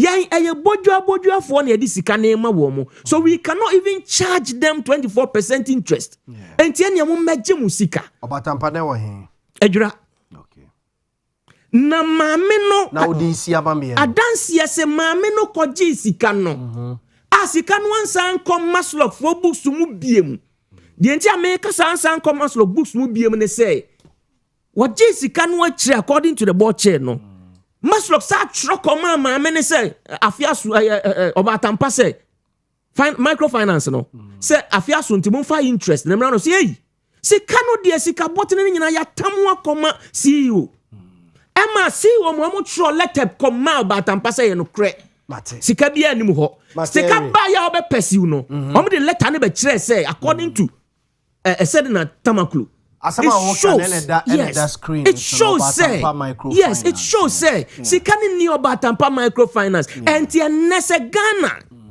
eji ni nkofo ahwe ha na obi abedi adanse asa asem wei na adanse bia anim ne yade maame ne tum na yagye atum a oko appeal de ba o de ko Supreme Court adanko dada de adanko dada de yes ya no oye ndisi ni nto fa ne hunkodi mamemra yima ho yima mamemra na me ntio sedina tamaklo ni case yi 10 years but ene court a quit discharge me de menye lawyer you heard the face of it but my lawyer for mate say kokota lawyers no ehwe mannerism udimina yes and some elements around case no na inform me as to what omuni ho because lawyer be no asemesi o judge be no asemesi o but o check ni o mani o be no hu me in the first place okotena America abro wonim se wonya case abona wa ma eno kra na question mark eda yewie ye yenya justice a brantie young man full of potential ohia se ye be bo o my Ghana ho ban ne japade ho ban na japade na tena na timi develop justice na watimi are reaching the full potential or defend a use precedence as a yardstick. Precedence, a bit material say cases were in essay. But details need to mean said that. Because no two cases are the same. There were 3 key angles we am pesa me fa sa ma mi ase. The kind of legal angle. Why did the appeal court overturn the High Court decision? And why did the High Court even arrive at the decision they arrived at? Is it that High Court judges are not competent? Is it that high court judges are clueless, juxtaposing judgment to Obika say appeal court? A reason is saying, or say there is no evidence. You see, make a reason. I say juxtapose it. But your lawyer, I'm not a lawyer. Them say student lawyer. Lost student lawyer. Them say what you kakra. I say juxtaposing the appeals court reason. Yes. Yes. So that means the high court must be incompetent to judge somebody when there is no much evidence to a case. No, I disagree. You see, Henry, Nyankopon, nyansafo. On say, and then say Henry ba because Thursday, na say na Henry ba. Benjamin the Henry aba. I'm na ba be ka asema MCL. Ede to TV ne so no. It again ni bia hu atibi. Say Henry cry a preview to this. Are you telling me the High Court and the prosecutor wouldn't be privy to this? I didn't hear Hosa as on mine. I didn't hear Hosa. There be other na hear Hosa. Not young men and women. Yeah, dear, said you open for no almost say omoko. It be cry omo. And someone the said na tamako lawyers ni gina so they call your argument. Mate. Enti ewie na say echiro be chechi. Mate. Enti say High Court na omo edi asem no ka ebu amame ne for. Say judges na judges ni ko school. Na omo na mamra kwan so na ebu an for dia. Why would the appeals court come and tell us evidence ni ho? Why did that? Then I am calling on the Nana Webe Ghana Legal Council and I said the General Legal Council. Chief Justice. The Chief Justice.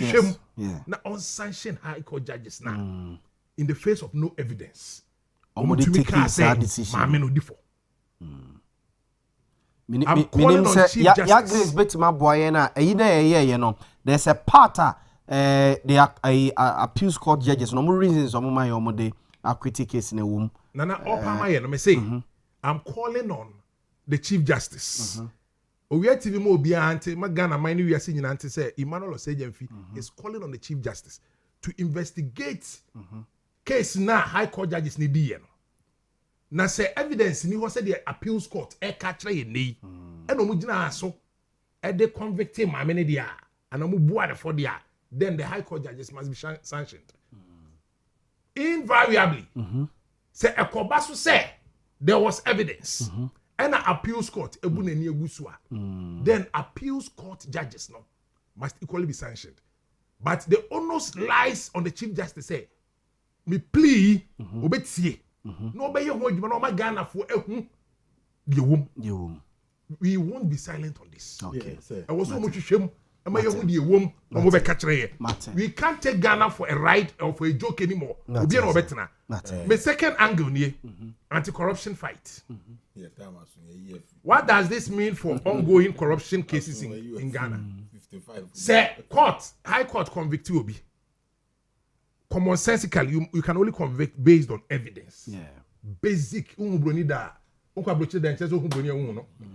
now student lawyer. And non say who say court convict you also nya dance here fundamental adanse wo ho na say your sister la no na say obi dia convict obi na obi say adanse here anyhow enti won ko fie dia nobody can tell us say our justice system is not corrupt me for party mem nobody can tell me sitting here say our justice system is not corrupt. It's Ghana ni be safe. Say if our justice system no corruption or dia, we Ghana ni onye safe. We dey mami fa ba ko pe bi nka ho. Say was the time na. Mo kasa ya me start here na. Opa macho. Okay. Public funds. What happens to the misappropriated public money? Your money, my 90 million, right? 90 million Ghana cedis. What happens to the money? In this case, what happens to the money? Yeah. Question will be able to say it is kind of our hand.